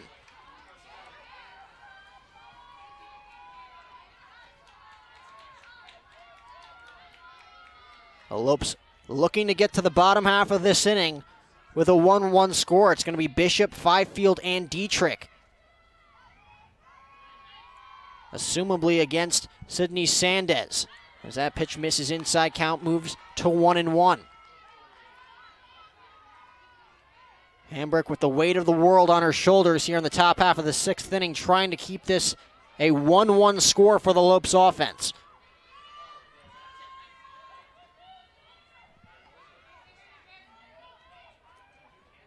So that pitch chopped softly, going to be a tough play. She'll step on the bag, 4 out in number 3, and that'll do it. Nice job there by Aguilar. Able to set her feet and take the easy runner out at second base. And we'll head to the bottom half of the 6th inning. Still a 1-1 score. The Lopes offense looking to break through here in the heart of Phoenix. Stay tuned. You're watching GCU Softball. The temperature scanning kiosk from Pacific Office Automation is an easy-to-use, attendant-free device that quickly checks a person's temperature anytime, anywhere. You can now provide peace of mind at schools and universities, grocery stores, restaurants, nursing homes, medical clinics, sporting events, offices, private gatherings, and more. Look to us to help you reduce the risk and be safe. Visit PacificOffice.com. Pacific Office Automation. Problem solved. It's not about where you were born. It's not about your gender. Or the color of your skin. Or whether you're rich, poor, or in the middle. No matter what you play, if you have the skill and drive to succeed in school and in sports, we'll provide the opportunity. Bottom half of the 6th inning, still a 1-1 score between the Lopes and the Utes. Heart of the order for the Lopes against Sydney Sandez, who had an excellent bounce-back inning in the bottom half of the 5th after giving up 1 unearned run. As the Lopes, again, their base running taking advantage of some sloppy defense from the Utes, able to tie this thing up at 1. It'll be Bishop, Fifield, and Dietrich. 1 for 6 is the Lopes' heart of the order thus far against Utah's ace. Lily Bishop is 0 for 2 to this point, grounding softly to second in the first, flying out to center in her last at-bat. She goes around on that swing on the pitch on the inside corner, and the count quickly 0-1.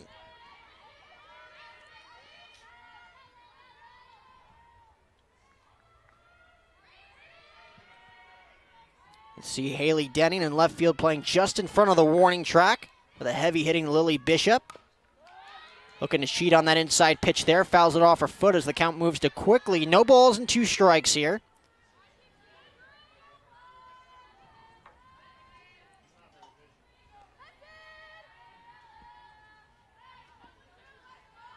Utah picking up 1 hit in the top half of the 6th inning.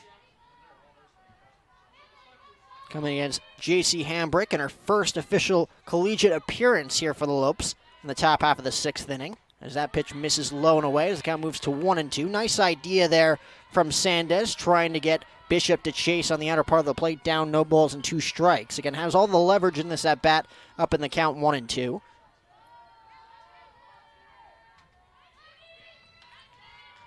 Despite all of her success, she only has 2 punch-outs to this point. As that one's ripped on the ground, third base side and foul.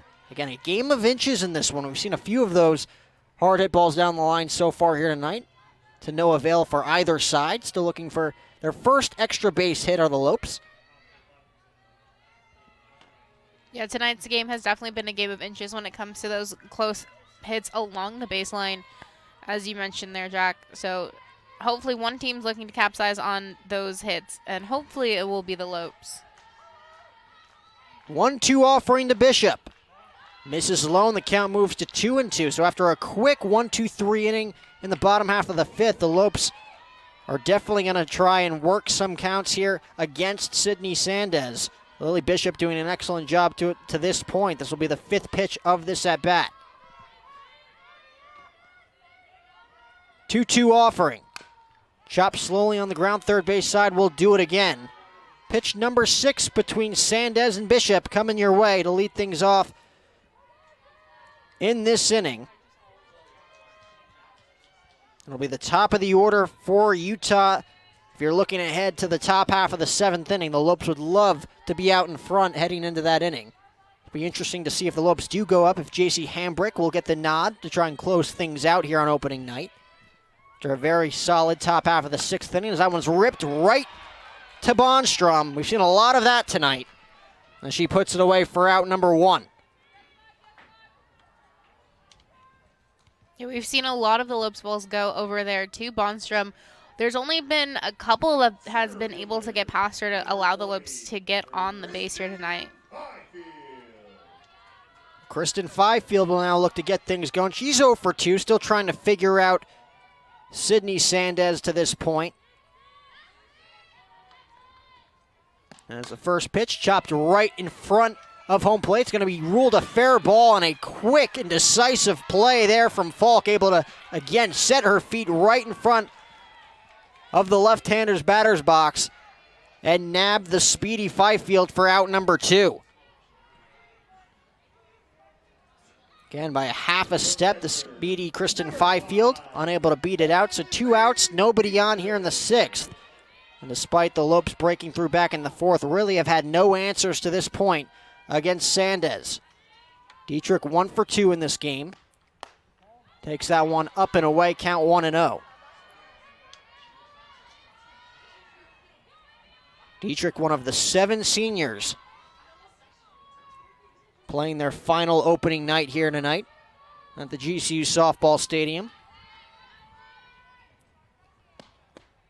Takes that one low and away, and the count moves to 2-0.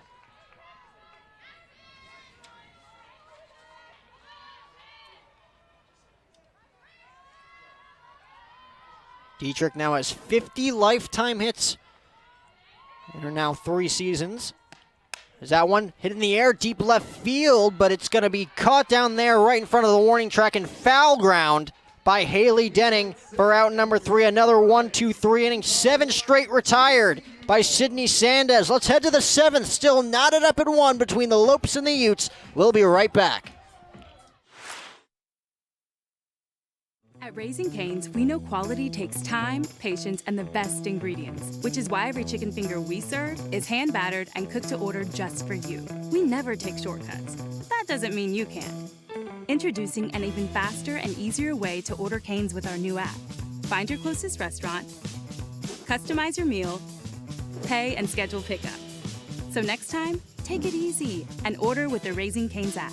Raising Cane's chicken fingers, one love. Sanderson Ford is taking their President's Day sale over the edge with a sign and ride $299 a month lease on a new Ford Edge. Save thousands on EcoSport, Ranger, and Explorer. New Escapes under $21,000 and new F-150 Super Crew trucks for only $35,900. Don't miss the President's Day sale event at Arizona's largest Ford dealership and your Bronco headquarters, Sanderson Ford. I mean, I think Well, Dyer also pitched 2 innings.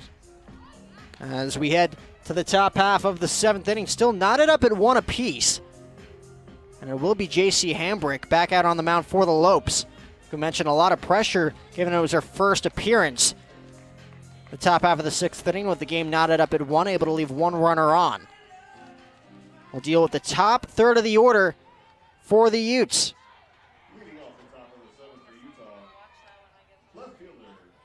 Haley Denning creating the only run for Utah back in the first inning. Like we mentioned, bunt single up the middle, utilizing her speed. Was able to steal second right off the bat. Came around to score, got a great jump off of second base as Barrera drove her in with the RBI single. Takes that first pitch on the inner part of the play, count 0-1. Again, it'll be Denning, Naskin, and Barrera against the Lopes freshman right-hander. Yeah, as you mentioned, Jack, we've seen the speed that Denning has and the capability to play aggressively, as she did get that run back in the first. So getting her out here is going to be a big thing for the Lopes to not have that go-ahead person on.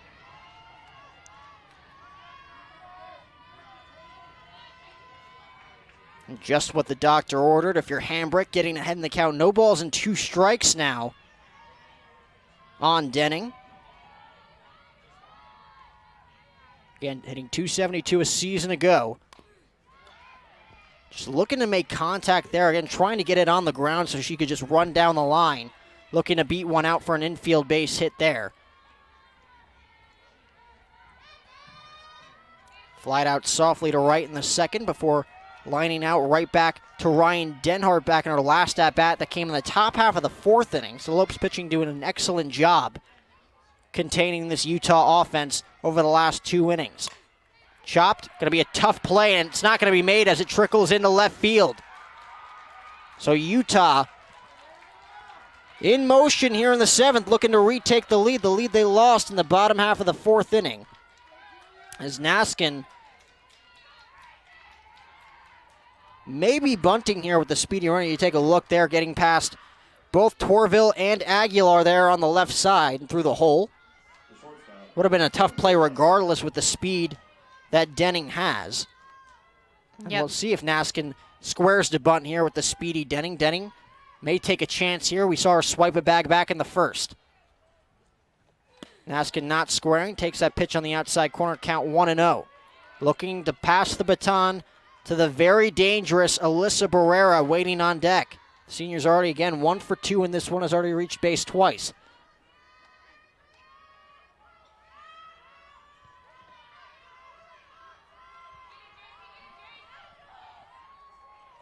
One-0 pitch, chopped up the middle, could be 2. There's 1. Not going to be made. A ton of speed over there by Naskin as they get the lead runner in Denning. So they eliminate that speed threat from Haley Denning with 1 away now, and that will bring up Alyssa Barrera, who again has the capability to give Utah the lead with 1 swing of the bat.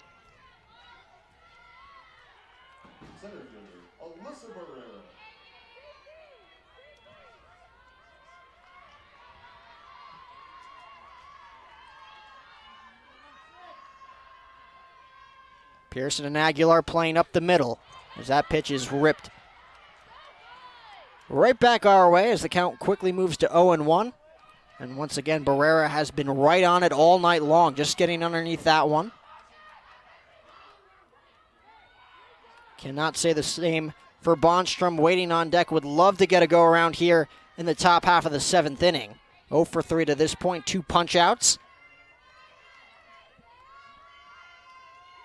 As the 0-1 pitch nabs the outside corner, and the count quickly 0-2 on Barrera. A huge at-bat in this game. Top half of the 7th inning, all knotted up at 1. Plenty of speed on the bag at first base. With arguably Utah's best hitter at the plate against the Lopes freshman right-hander, looking for her 2nd scoreless inning of work in her debut. 0-2 delivery. Sliced foul and out of play. So Barrera stays alive. Hambrick challenging Alyssa there with that pitch right over the heart of the plate on 0-2. Barrera just a little bit late on that one, able to foul it back.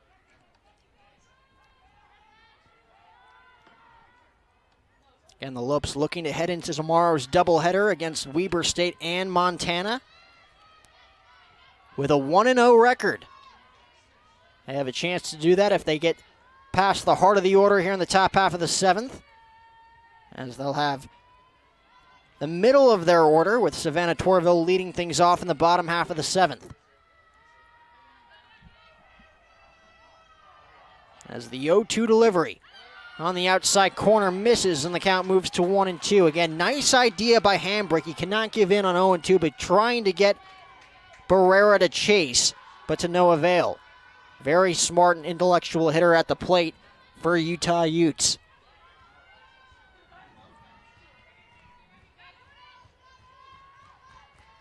The 1-2 delivery on the inside corner just misses. Hambrick hitting her spots in this at bat. But Alyssa Barrera proving to be very disciplined there at home plate. Working the count now with, once again, it'll be interesting to see what Naskin does over there at the bag at first base. Pivotal moment in this game.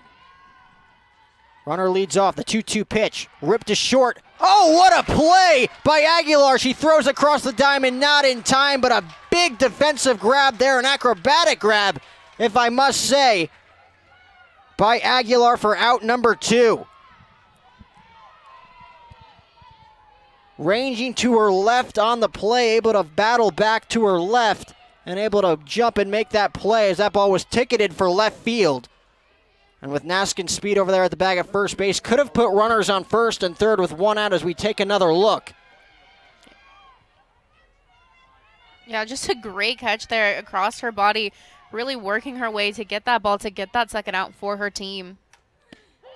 On the outside corner for a called strike, count 0-1 now on Bonstrom. Bonstrom is due in this game, 0 for 3 to this point. Struck out in the first, fielder's choice back in the third, and an unassisted grounder to Lily Bishop in her last at-bat. That was in the 5th.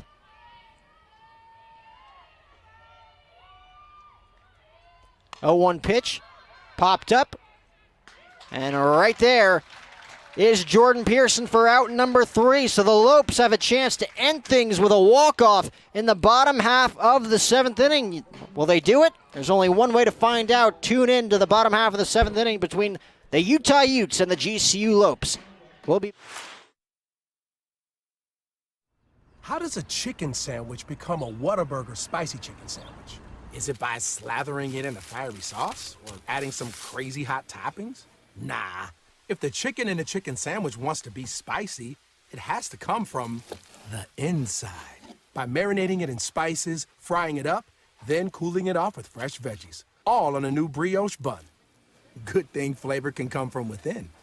Good thing there's the new limited-time spicy chicken sandwich at Whataburger.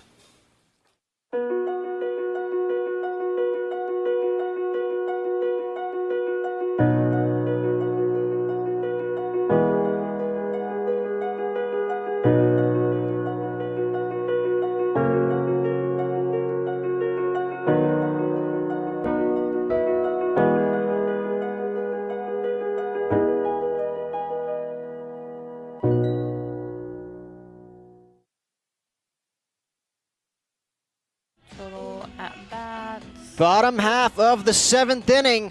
The Lopes are going to win this one. They're going to win it via a walk-off against Sydney Sandez as we take a look at the Commonwealth game stats for tonight. Of course, Utah and GCU neck and neck, 1 run apiece, 6 hits for the Utes, 4 for the Lopes, 1 error apiece on both sides.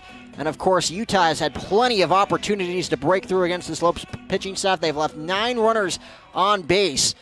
And of course, both teams hitting fairly low, 240 for the Utes, but the Lopes hitting 182 to this point against the ace of the staff for the Utah Utes. As Sydney Sandez looks to send this game into extra innings. If you remember a year ago, the Lopes played extra innings on opening night as well. Looking to avoid doing the same tonight. First pitch to Savannah Torville, ripped in the air, deep left field, but it's going to hook foul. And it looks like the play is going to be made by Haley Denning deep into the corner for out number 1. So Savannah Torville looking to spark this offense, swinging at the first pitch, got way ahead of it and lofted in the air, fairly deep left field as it stayed in play. for Haley Denon. So 1 pitch, 1 out. Again, just what the doctor ordered if you're Sydney Sandez in this game. The Lopes have been aggressive thus far, trying to figure out the right-hander for the Utes. As the first pitch misses low and away, count quickly 1-0 on Holland. She's 0 for 1 in this game. Flew out softly to left field back in the third. Worked a walk in her last at-bat. Remember, the Lopes had runners on first and second with 2 outs in that 4th inning after scoring that 1 unearned run. 1-0 pitch. Loft in the air, right side. We'll see if it stays in play. And it will for Palacios. And there are quickly 2 away here. 3 pitches, 2 outs here in the bottom half of the 7th inning for Sandez. And now it's up to Aguilar as the Lopes look to avoid extra innings for the 2nd consecutive opening night. Shortstop, number 3, Angeli Aguilar-Volcan.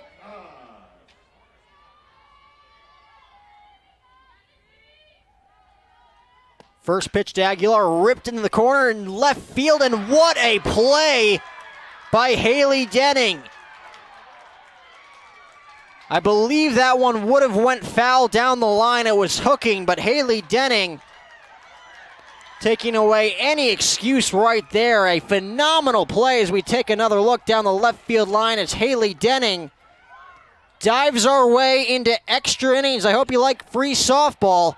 We'll head to the 8th here at GCU Softball Stadium. Don't go anywhere. It's a 1-1 score between the Utes and the Lopes here on GCU TV. Grand Canyon University, a Christian university, is one of the largest and fastest growing universities in the country. GCU offers 270 dynamic academic programs with modern apartment-style living, classrooms, labs, restaurants, and more. Located in beautiful Phoenix, Arizona, GCU's vibrant community and expansive campus is ranked top 20 for best college campuses in America. My university integrates the free market system with a welcoming Christian worldview perspective into its academic programs and throughout campus life, so you can put your faith into action and help transform communities. GCU campus students received over $157 million in scholarships in 2020, and many students attend GCU for less than the cost of a state university. Visit gcu.edu/myoffer to see the scholarships you qualify for. Admissible high school seniors can schedule a free visit from anywhere in the country. Find your purpose at Grand Canyon University. Visit gcu.edu/myoffer. Free softball in the heart of the Valley of the Sun as we take another look. You know, Cheyenne, there's been a lot of great defensive plays throughout this one here on opening night. None better than that diving grab there by Haley Denning to send this game to extra innings, giving the Utes another opportunity here against JC Hambrick to take the lead. And this, again, like I mentioned, the Lopes' 2nd consecutive home opener that went extra innings. It was February 8th of 2020. A 3-0 loss in 8 innings to the Stanford Cardinal. Ryan Denhart going 7 2/3 innings in that game. As the first pitch from Hambrick, ripped up the middle and into center field for a base hit. So just like that, the diving grab from Denning. First pitch ringing single up the middle by Jacobus. And Utah's once again in business here in the top half of the 8th inning as Sophie Jaquez, who, again, the freshman picked up a single in her last at-bat, digs in. We'll see if she bunts here to try to move the runner over into scoring position with nobody out. So we take another look. First pitch right down the middle as she rips it right back to where it came from and into center field. Ryan Denhart going 7 2/3 innings in that game a year ago against Sanford. As that pitch clips the outside corner, count 0-1, allowing 3 earned runs in the top half of the 8th inning, leading to that Cardinal victory here in Lope Country. It was Maddie Dwyer who went 7 1/3 innings for the Cardinal, and that one was lights out against the Lopes offense. Much of the same here tonight when it comes to Sydney Sandez against the Utah Utes. But Hambrick doing a nice job getting ahead in the count against Jaquez here. No balls and 2 strikes. With a runner on first base, we're in the top of the 8th inning. 1-1 game between Utah and GCU.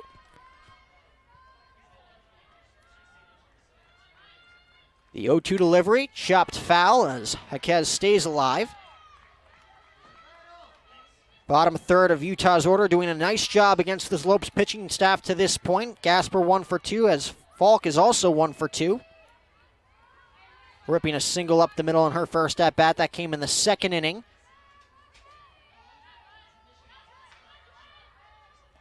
As the 0-2 delivery, ripped to short. Going to get past the diving glove of Aguilar and into center field for a base hit. So back-to-back singles to kickstart this 8th inning for the Utes. And they're threatening as Jordan Gasper will now dig in. We mentioned 1 for 2 in this game. Yeah, you can tell the Utes definitely have momentum after that stretched out play to take us into the extra innings. So the Lopes really need to just battle back here, calm down, take a deep breath, and just try and get out of trouble here. And the Lopes look to settle down. The freshman right-hander has been brilliant in her first 2 innings of work. Came on in the top half of the 6th inning, leaving a runner stranded at third base. Had herself an easygoing top half of the 7th inning as well. Her first real threat in this one. We mentioned the Utes have left 9 runners on base throughout the first 7 innings of this one. Looking to break through in a big way here in the 8th. Jordan Gasper, again, 1 for 2 in this game. Picked up a single in her last at-bat in the 6th.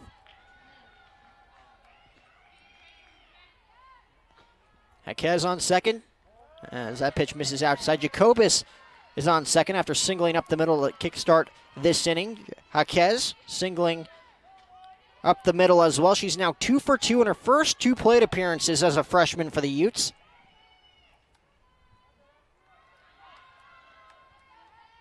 As the 1-0 pitch misses outside, and the count now moves to 2-0.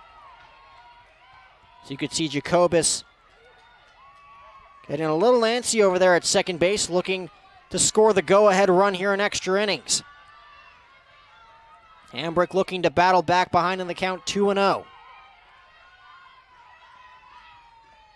Pitch ripped on the right side, could be 2. Pearson has it, throws on to second for 1 as she flips to Aguilar for the force play, and that'll put runners on the corners now with 1 away. Again, have not seen a double play turn throughout this one in the first 7 1/3 innings of work. Katie Folk will now dig in as we'll get another mound visit. This could spell the end for J.C. Hambrick. Again, 2 1/3 innings of work thus far. Has yet to allow a run against a very stagnant Utah Utes offense in this game. Recorded their first run before they recorded their first out in this game, Cheyenne. That happened in the top half of the first.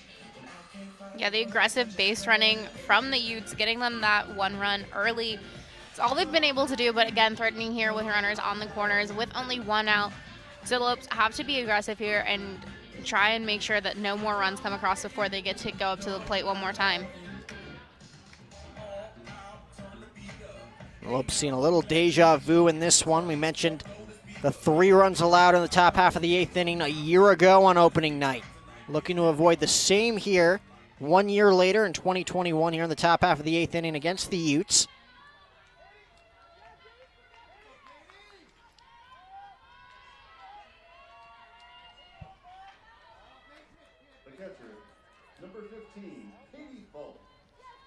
Katie Falk, we mentioned the ringing single up the middle back in the 2nd inning. Popped up softly on the right side to Lily Bishop in her last at-bat. That was with a runner in scoring position. Nice idea there by Hambrick, taking a little something off that one, getting Falk to swing way ahead of that pitch for a swinging strike. Count quickly 0-1. And Falk not with tremendous speed on the base paths. So Hambrick looking to keep the ball low in the zone here, looking for a ground ball. That one misses up, and the count now levels at a ball and a strike.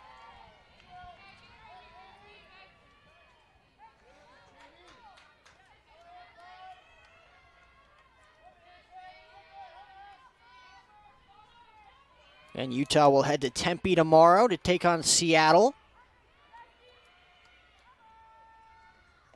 They'll be looking to go in with a 1-0 record, as just as much as the Lopes will be looking to go in to tomorrow with a 1-0 record, taking on, again, Weber State and Montana. Both those games you could catch here on GCU TV before the Lopes take on, of course, number 10 Oregon. That happened Saturday night.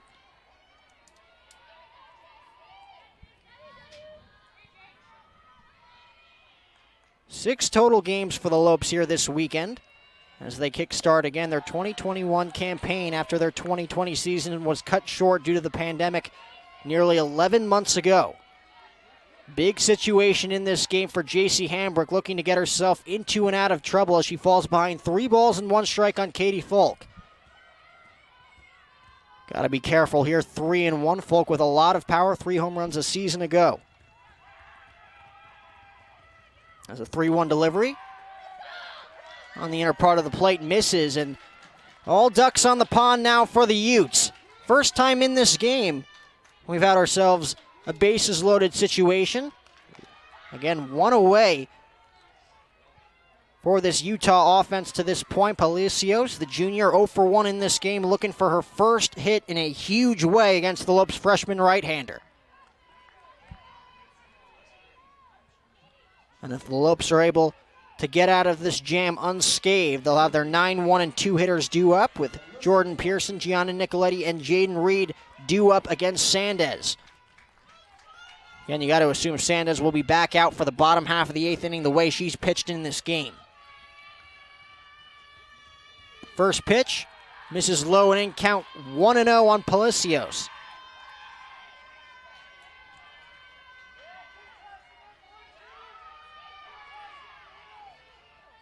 Walked in the second, was left stranded on second base against Tabitha Dyer. Again, Tabitha Dyer making her GCU debut, going 2 innings of work, only allowing 3 hits, 1 earned run.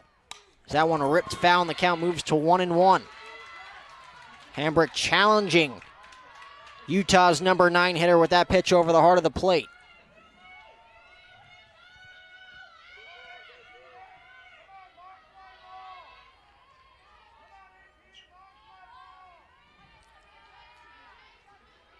The Lopes looking to raise that runner stranded total to 12 here for the Utes. Again, 9 runners left stranded through the first 7 innings.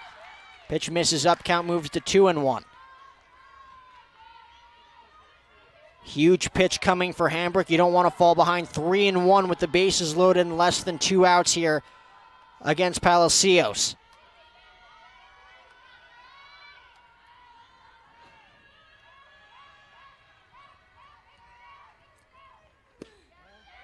Looking to nab the inside corner, does not get the call from the home plate umpire Steve McCowan. And just like that, Hambrick has her back against the wall. Nowhere to put Palacios. And bases loaded, 1 out, 3-1 count. We're in the top half of the 8th inning. 1-1 score between the Lopes and the Utes.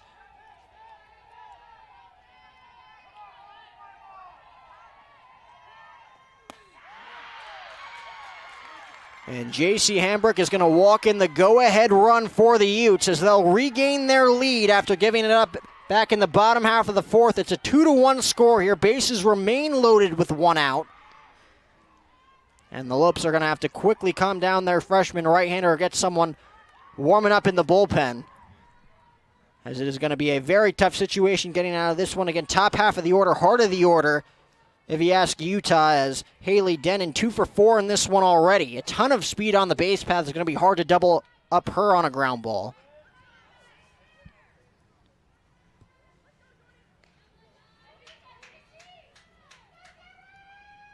Just unable to find the strike zone against Palacios in that at-bat with nowhere to put her. Trying to nab the outside corner, just a little too far outside on that 3-1 pitch, resulting in a 2-1 score now for Utah. So the Lopes are going to have to battle back regardless of how this inning shakes out in the bottom half of the 8th inning against Sydney Sandez, who has been lights out through the first 7 innings of work, only allowing 1 unearned run on 4 hits. That one going to be ripped into the gap, and it's going to fall and roll all the way to the wall. That might clear the bases. Rounding third is Falk, and she's going to score a bases-clearing triple for Haley Denon. What a game for Utah's freshman in her debut. 3 for 5 now as Utah takes a 5-1 lead.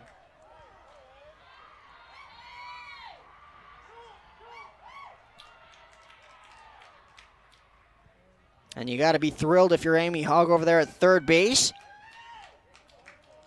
As she gives her freshman a pat on the back with that triple, and that'll do it for J.C. Hambrick. Lights out in her first 2 innings of work, got herself into a bit of trouble here in the 8th. Utah with 4 runs thus far. Looking for more. 1 out, runner on third. And you can't say enough about the performance by J.C. Hambrick in this one. In her debut, a high-leverage situation, Cheyenne, in those first 2 innings of work. You get yourself into and out of trouble in that 6th inning. A fairly easy top half of the 7th inning to give your team a chance for a walk-off victory. And then running into trouble here in the 8th, loading the bases, unable to find the strike zone. And then, of course, the big blow here, a bases-clearing triple for Haley Denon as you take a look, her running around the bases. And a huge game for her, 3 for 5 in her debut with the Utes. Yeah, absolutely, Jack. It's hard for the Lopes, even though she did put up such a great performance in her first game in her Lopes uniform. The Lopes do have some more coming to do. Lexi Coons coming in to try and end this inning and get the Lopes back at the plate to hopefully have the Lopes do some damage and try to take this into another extra inning. Well, like you mentioned, it's going to be Lexi Coons in the circle for the Lopes, trying to limit the damage. Again, Utah Utes, they've opened up the floodgates, per se, here in extra innings. A little deja vu from what we saw a season ago from the Lopes. Again, a 0-0 score heading into the 8th a year ago against the Stanford Cardinal, allowing 3 runs en route to a 3-0 opening night loss. Would go on to go 1-5 that weekend in the GCU kickoff tournament. Again, 7-20 a season ago. Looking to start the season off with a clean slate here tonight. They're going to have to rally back in the bottom half of the 8th inning against Sydney Sandez. At least 4 runs will have to be scored if Lexi Coons can get herself out of trouble here in the 8th.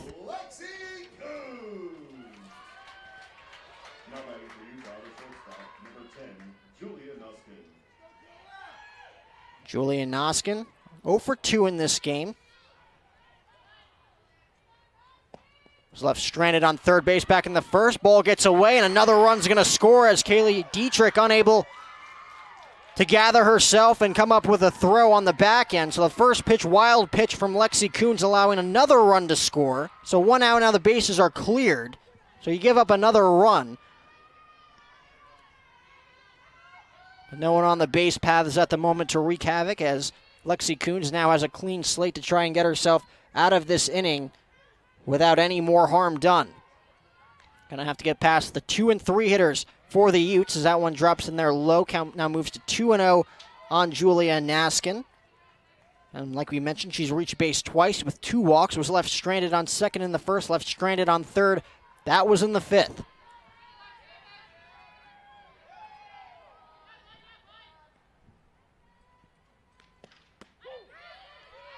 That one drops in for a strike. Count now moves to 2-1.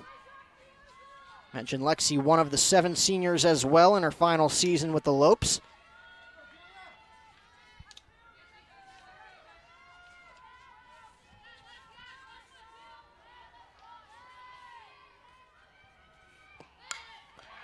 Bunted down the third base side, beautifully executed, and she's going to beat that out. Julian Naskin does not get any better than that. Bunting that one down the third base line was going to be a tough play regardless there for Savannah Torville.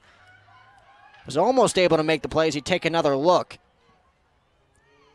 Utilizing her speed to the best of her ability there as Utah once again already up by 5, looking for more. As the dangerous Alyssa Barrera once again going to dig in. The senior 1 for 3 already. Drove in the first run all the way back in the first inning.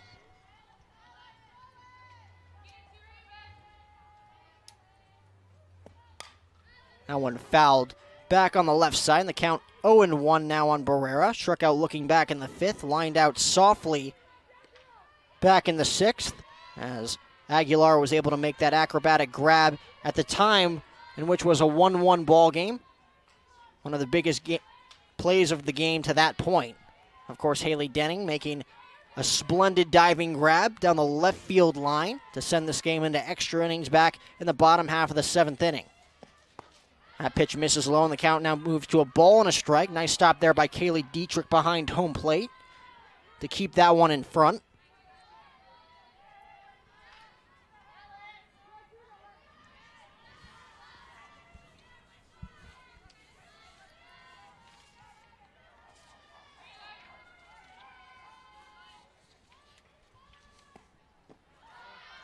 Pitch in the dirt. Again, another nice stop there from Kaylee Dietrich, keeping a close eye on Julia Naskin over there on the bag at first base.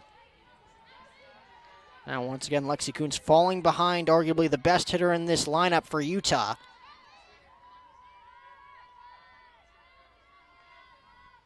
Trying to add to the damage here in extras. 2-1 pitch.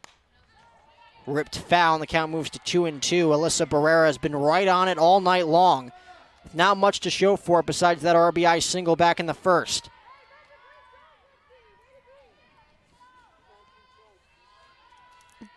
Kuntz is coming into the season with a career ERA of 2.76 and 202 2/3 innings pitched, and she has 139 strikeouts with a 16-10 record. So it's a good person that you want to have in the circle for the Lopes in this point in time. She's going to pick up out number 2. Soft flare to short there as Aguilar able to haul that one in for out number 2. As it's going to be Bondstrom now looking for her first hit of the night. She's 0 for 4. Again, 380 average a season ago in 18 games for the Utah Utes at third base. She's made a couple of great plays tonight, a couple of great snags over there at the hot corner at third base. She struck out back in the first, grounded into a fielder's choice in the third, grounded to first back in the fifth, and she'll ground to first here in the eighth. And she'll go 0 for 5 tonight, but not before Utah picks up 5 runs. The big blow, the 3-run go-ahead triple off the bat of Haley Denning, and we'll head to the bottom half of the 8th inning. Do the Lopes have a rally in their bones? Only one way to find out. You're watching GCU Softball. Stay tuned.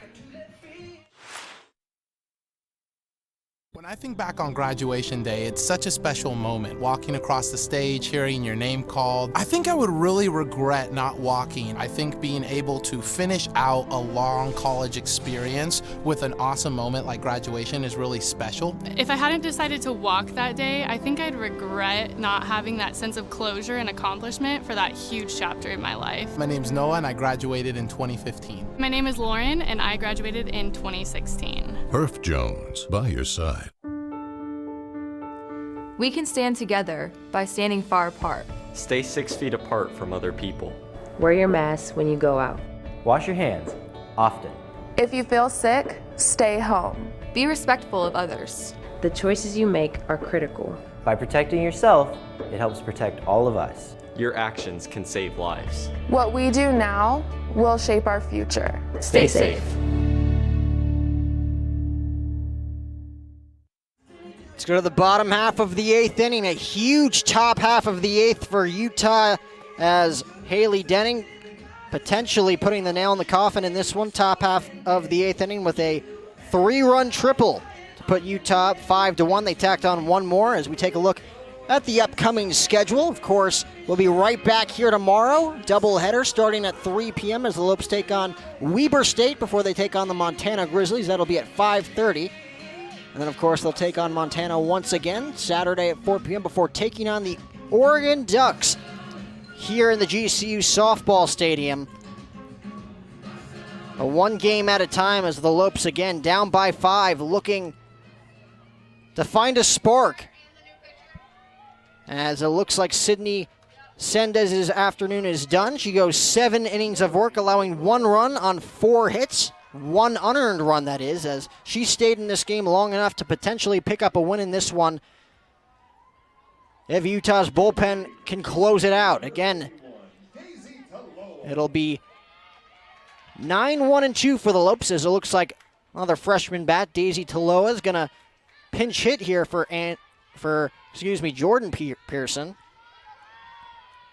And trying to set the table for Gianna Nicoletti and Jaden Reed on deck and in the hole. Maria Lopez, the left-hander, on in relief of Sandez. First pitch fouled off, count quickly 0-1. You look back at this game, all the missed opportunities offensively for Utah, leaving 9 runners stranded through the first 7 innings of play, but coming up big, breaking through in a huge way for 5 runs in extras. A lot of room to work with here as they look to salvage these final 3 outs against this Lopes offense. Pitch misses just a bit outside. The count levels at 1-1 on Daisy Talua.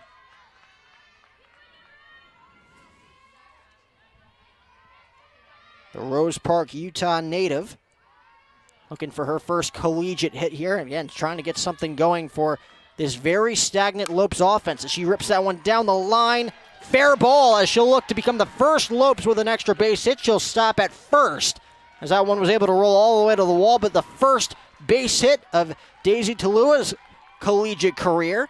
And the Lopes have their 5th hit, and they finally have something going here with nobody out. Again, just trying to move things along as he take another look. Able to get ahead of that pitch on the inner part of the plate. Looking for extra bases, but she thought better of it.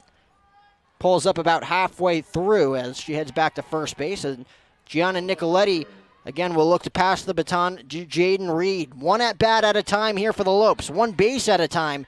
Down by 5, just trying to get the tying run to the plate so that they could potentially tie the game with one swing of the bat with one of their middle-of-the-order power bats looming.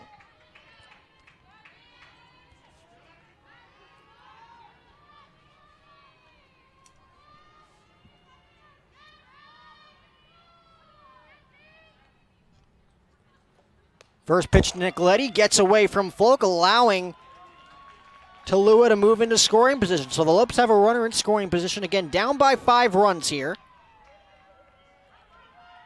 Take a base runner any way they can get it at this point in the game. Nicoletti already reaching base twice with 2 hits.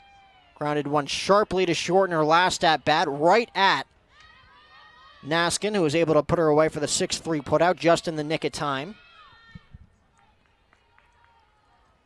The 1-0 pitch in the hole for a base hit. Holding up at third base is Talua. Smart move there, down by 5. You don't want to run into an out at home plate, or especially at third base late in this game. So just like that, the Lopes finally getting something going offensively. Trying to, again, chip away. Bring the tying run to the plate potentially as we take another look here. Runner on second base, nobody out. Gianna Nicoletti doing a nice job taking that one, serving it up the middle. For her 3rd hit, she's now 3 for 4 here on opening night. 750 average to start her 2021 season. And now Jaden Reed will look to once again work a nice at-bat here. Pass the baton to Lily Bishop waiting on deck. And Kristen Fifield, a lot of power. She'd be the tying run if the Lopes can get her to the plate with nobody out. Lopes looking to come away with a run here, and it looks like they're going to. Outsmarting the Utah Utes defensively. So once again, the Lopes able to nab a run using their base running. Still nobody out and a runner on first base. It's a 6-2 ball game. And the Lopes looking to sacrifice an out there for a run. Down by 5. But Gianna Nicoletti, utilizing her speed, able to get back to the bag before Naskin able to throw out Talua at home plate. So an 0-1 pitch to Jaden Reed. Scores around a bunt, pulls back as that one misses high and away, and the count now moves to 1-1. And again, if Reed and Bishop can both get on, that will bring up Kristen Fifield, who is 0 for 3 in this game, as the tying run here in the bottom of the 8th.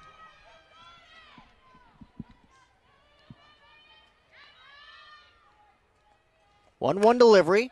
Chopped in the hole at short. Going to be a tough play. Throws across the diamond, and she got pulled off the bag. It's going to be an infield hit for Jaden Reed. So just like that, the Lopes offense starting to come alive one by one, hit by hit here in the bottom of the 8th inning, and that'll bring up Lily Bishop. The throw seemed to be on the money as it pulls off the bag. You see here at the last moment, Palacios pulled off the bag. It looks like they were going to be able to nab Reed just by half a step, but she comes off the bag, allowing Reed to reach safely. And just like that, Lily Bishop, if she's able to get on safely here, we'll have ourselves a ball game with Kristen Fifield as the tying run. Yeah, just a great few things happening there for the Lopes. Nicoletti working almost as a distraction to get that second run across, and then a great run there by Reed to be able to be saved with the runner, with the first baseman being taken off the bag there. So a really great string of luck for the Lopes. And who would have thought Utah Utes coming up short in most of their opportunities offensively through the first 7 innings, finally break through, have themselves a 6-1 lead heading in to the bottom of the 8th, only with 3 outs to go for their first win of the season. It's not going to come too easy, as the Lopes will get to the meat of their order, the power bats in their order. First with Lily Bishop, led the team with 4 home runs a season ago. One swing of the bat, this could be a 6-5 ball game. Nicoletti leads off second, Reed off first. Bishop still looking for her first hit of the night. She's 0 for 3. First pitch from Lopez. On the outside corner for a called strike, count 0-1. As you mentioned, Jack, just with one swing at the game, one swing at the bat, the whole game can change. With Bishop at plate, she has a .486 slugging percentage with 44 RBIs and 9 home runs in 76 games as a Lope. So definitely a person you want at bat in this situation here in the bottom of the 8th. Pitch misses up and away, trying to get Bishop to chase the ladder to no avail. Count moves to 1-1, and to your credit, Cheyenne, this is exactly the part of the order that the Lopes want at their disposal late in this game, down by 4 runs. Runners on first and second, nobody out. If you're Maria Lopez, you want Bishop to hit one on the ground here. Again, we have not seen one traditional double play, I should say, as Utah was able to turn the 5-3 double play on the line at third base, with Bonstrom able to make the grab on the liner from Reed, able to nab Nicoletti at first base all the way back in the bottom half of the first inning. And Lopez was unsuccessful getting Bishop to chase on that 0-1 fastball up and away. Was very successful on the 1-1 pitch up and away. 1-2 pitch. Misses outside, and the count now moves to 2 balls and 2 strikes. So Lily Bishop battling up there at home plate. And Fifield on deck. Kaylee Dietrich in the hole. Bishop is trying to get on any way she can here. Squares to bunt, pulls back, 2-2 pitch, popped in the air, foul. That one will reach the seats and out of play. So we will see 7 pitches in this at-bat between Maria Lopez and Lily Bishop. A very exciting affair tonight between the Lopes and the Utes. It was all about the pitching through the first 7 innings of work. It's been all about the offense here in inning number 8. 2-2 delivery. And it looks like that one's going to hit Bishop on the hand. Or it looks like Steve McCowan caught that one as it catches the knob of the bat. Nice eye there from the home plate umpire, Steve McCowan. As we take another look, let's see here on the replay. We'll get this one in slow motion. I don't know about that one, Cheyenne. Yeah, it was hard to tell, but it definitely looked like it did almost hit her elbow. Well, nonetheless, it is a 2-2 count now here with runners on first and second. 8th pitch of this battle between Lopez and Bishop. Lofts that one in the air, shallow. It's going to be made here on the infield dirt by Jacobus. Coming in on that one. As Lily Bishop once again, seemed like she was jammed there on that 2-2 pitch. An 8-pitch battle between Lopez and Bishop. Lopez wins the battle for the first out here in the bottom of the 8th. So Kristen Fifield is going to have to get on base here to pass the baton to Kaylee Dietrich. Again, Savannah Torville also in the hole. We mentioned her power. Unable to pick up a home run back in 2020. Would love to pick up her first of 2021 here in the bottom half of the 8th inning if she gets a chance. First pitch from Lopez. Just misses on the outside corner. Count 1-0. Lopez has done a nice job coming in on these Lopes hitters. He's been able to bounce back with some utilization of those pitches on the outside corner as well. Able to catch these hitters off guard throughout this inning, despite little success. One doesn't even reach the plate as the count now moves to 2-0 on Fifield. And if you're Kristen Fifield here, you're taking until you get a strike. Down by 4 runs, you got 2 runners on base. Difference in this game, if she gets on, you bring the tying run to the plate, waiting on deck, and Kaylee Dietrich.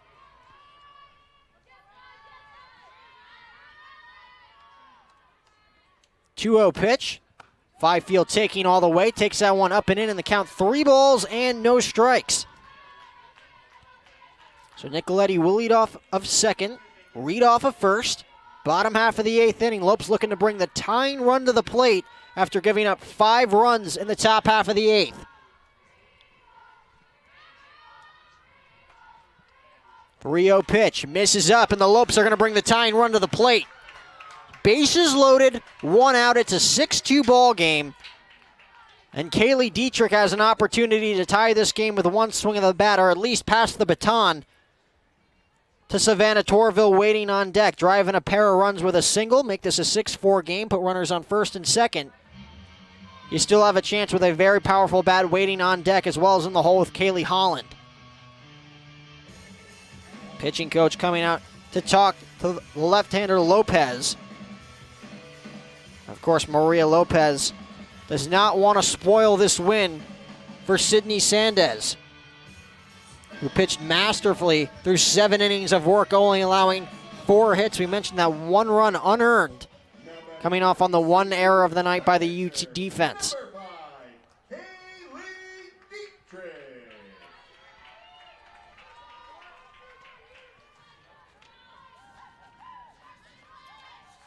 Yeah, and this bottom half of the 8th is kind of starting to look like the top half of the 8th, as the Lopes now have the bases loaded, similar to the same way that the Utes had it loaded earlier in the top half of this inning. So Lopes looking to do the same amount of damage, if not more. Going to square one down, fouls it off, and bases loaded, 1 out. Don't know what Kaylee Dietrich's trying to do there with, again, less than 2 outs in this inning. Bases loaded, all ducks on the pond with Nicoletti on third, Reed on second. Fifield over there on the bag at first base. Dietrich with not a ton of power, as that one misses outside. Count moves to 1-1. Again, just trying to find the hold, looking to find some grass here in the bottom half of the 8th inning. Keep things rolling.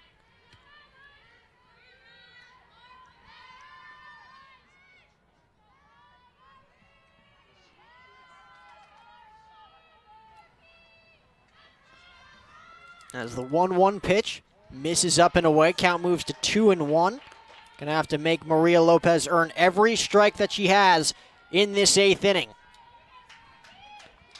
The one thing the Lopes have done well thus far in this 8th inning is making Maria Lopez work, not giving in, not giving her any gifts to this point. As the 2-1 pitch in the dirt, misses, now count moves to 3-1. No place to put Dietrich. Kaylee Dietrich, 4 career home runs lifetime here in her 4 years with the Lopes. Would be quite the time to pick up number 5, as it looks like we're going to get another mound visit here for Lopez.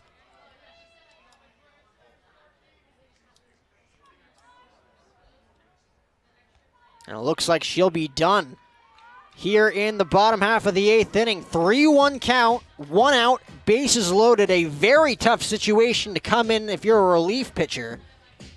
But nonetheless, they're going to have to find their way out of this mess against Kaylee Dietrich. Again, a 3-1 count, team up by 4. Well, they brought Sandez back in as that relief, who's pitched great throughout those first 7 innings. But the Lopes did start to get to her at the end of those innings, so it'll be interesting to see how the Lopes react to her now in the bottom of the 8th with bases loaded and 1 out.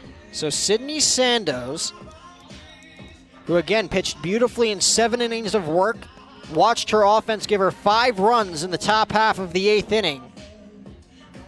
With Maria Lopez looking to salvage the final 3 outs to give their ace the victory.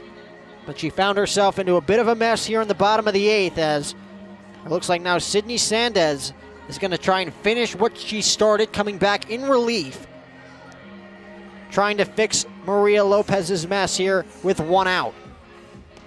And Sandez is coming in to pitch to Dietrich with Dietrich's count at 3-1, so it'll be real interesting to see how this very first pitch in to Dietrich goes.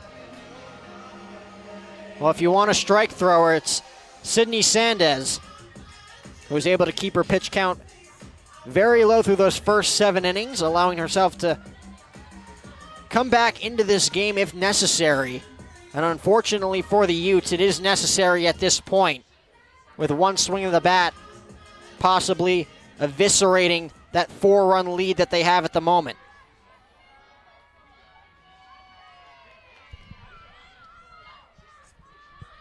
It's Nicoletti on third, Reed on second, Fifield on first. We're in the bottom of the 8th inning. Opening night here in Lope Country. It'll be a 3-1 pitch to Dietrich. Misses low for ball 4, and it's a 6-3 ball game as the Lopes continue to chip away, and that'll bring the go-ahead run to the plate in Savannah Torville.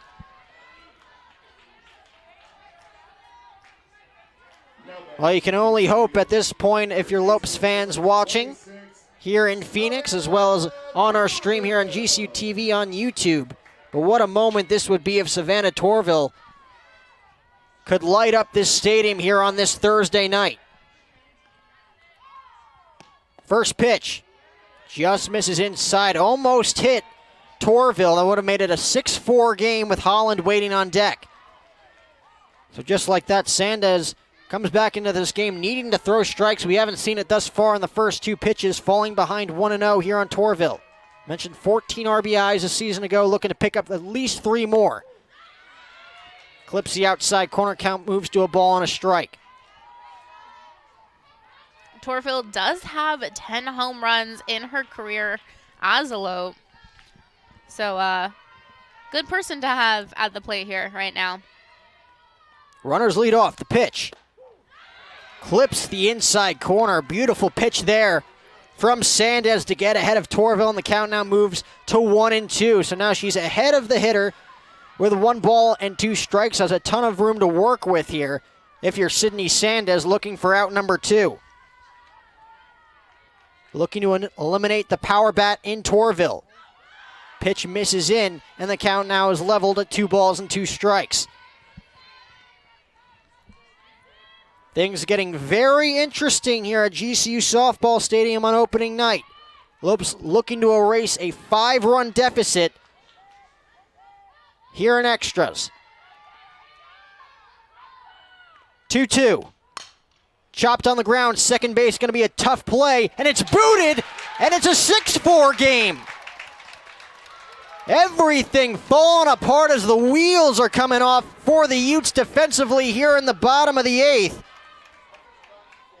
And a single could potentially tie this game. Ball in the gap could win this game for the Lopes as we take another look. Softly hit.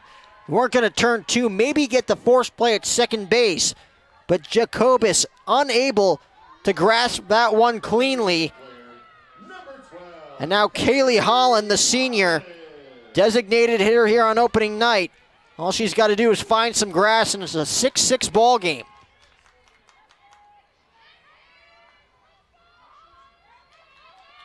First offering from Sandez. Misses up in the count 1-0. A totally different ball game here in inning number 8. I asked if you like free softball. You better now. A ton of offensive action here in the 8th inning from both sides. Again, 5 runs in the top half of this inning from Utah. 1-0 pitch. In there for a called strike, count 1-1. So far, 3 runs allowed by this Utah pitching, both Maria Lopez and Sydney Sandez to this point with 1 out. Ground ball could, again, potentially end this game for Utah if they're able to hold on. 1-1 pitch to Holland. Nabs the outside corner, and the count now moves to 1-2.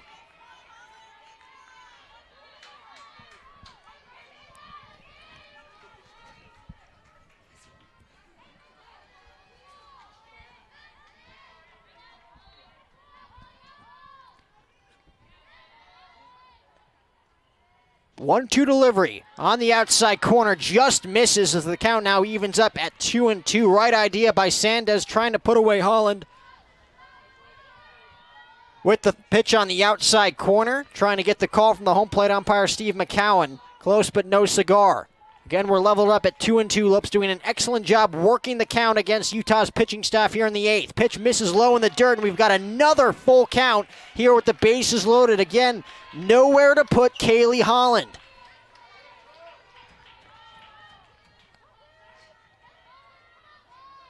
What looked like to be an easy bottom half of the 8th inning for the Utes. turning into a nightmarish save for Sydney Sandez.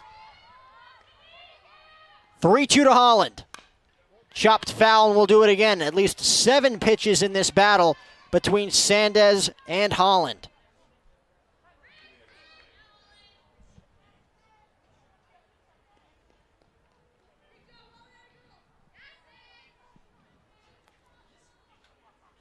And it looks like we're going to get a pinch runner over there at second base. Again, a single could potentially tie this game. You want all the speed that you can get over there on the bag at second base. Pinch runner now at second base for GCU, number 16, Adrian Byzantine. And it looks like it's going to be Adrian Byzantine, the junior outfielder from Parker, Colorado. Again, you have to know that you're going to be able to tie this game on a single that finds the grass in the outfield. A huge pitch in this game for both Sandez and Holland.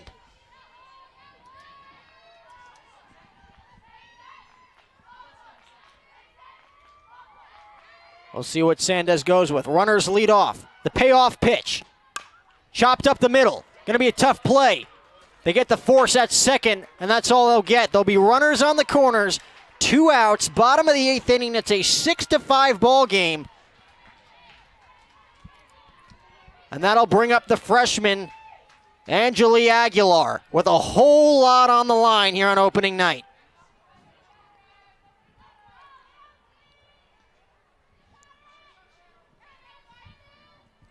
The shortstop, number 3, Angeli Aguilar. Angeli Aguilar in her debut. Picked up a single in her first at-bat. That came back in the third. Had an acrobatic grab at short, able to save a run. That happened back in the 5th. Has an opportunity to at least tie up the game and add to her stellar opening night here in Lope Country. Game on the line. First pitch. In there. It looks like on the outside corner. Just misses outside, and the count now moves to 1-0. Close call there. Does not get the benefit of the doubt from McCown behind home plate to Sandez. And the count is 1-0. It's Fifield on third, Holland on first. 1-0 offering to Aguilar. Chopped up the middle, this might do it. Sandez grabs, throws across the circle, and that'll do it. The Lopes score 4 runs in the bottom half of the 8th inning, making this game very, very interesting at the end. But at the end of the day, the Utah Utes are able to hold on to their lead, winning this one 6-5 in a final of 8 innings. It was a thriller here at GCU Softball Stadium. But at the end of the day, Cheyenne, the Lopes come up just a little bit short. Yeah, I mean, the Lopes did come up a little short, as you mentioned, Jack, but there's nothing to be disappointed in. The Lopes had a great bottom of the 8th inning where they truly came alive. And this score doesn't really show it all. Through 7 innings, we saw Sandez having a great pitching for the Utes. The Lopes had great pitchers coming in. And it just overall an amazing game for their first game of the season. A lot to be proud of if you're Coach Ann Pearson's staff as we take a look at the Commonwealth game stats. And, of course, Utah 6 runs, 10 hits, 2 errors defensively. We're just barely able to hold on to this one in the bottom half of the 8th inning. The Lopes scoring 4 runs, 9 total runs in the 8th inning alone. A lot happening in extras tonight in Phoenix. And, of course, the Lopes total with 5 runs, 7 hits, 1 error, leaving 6 runners on base. Utah able to come up clutch, and of course it was Haley Denning's 3-run triple putting them over the edge in the top half of the 8th inning. And of course we'll be right back here tomorrow as the Lopes are going to take on Weber State and Montana. The Montana Grizzlies come to town. That'll be the second game of our doubleheader starting at 6 o'clock. They'll take on the Grizzlies on Saturday as well at 4 before taking on the Oregon Ducks at 6 o'clock. Well, thanks for tuning in. The Utah Utes 6, the Lopes 5. Thanks for watching, and go Lopes.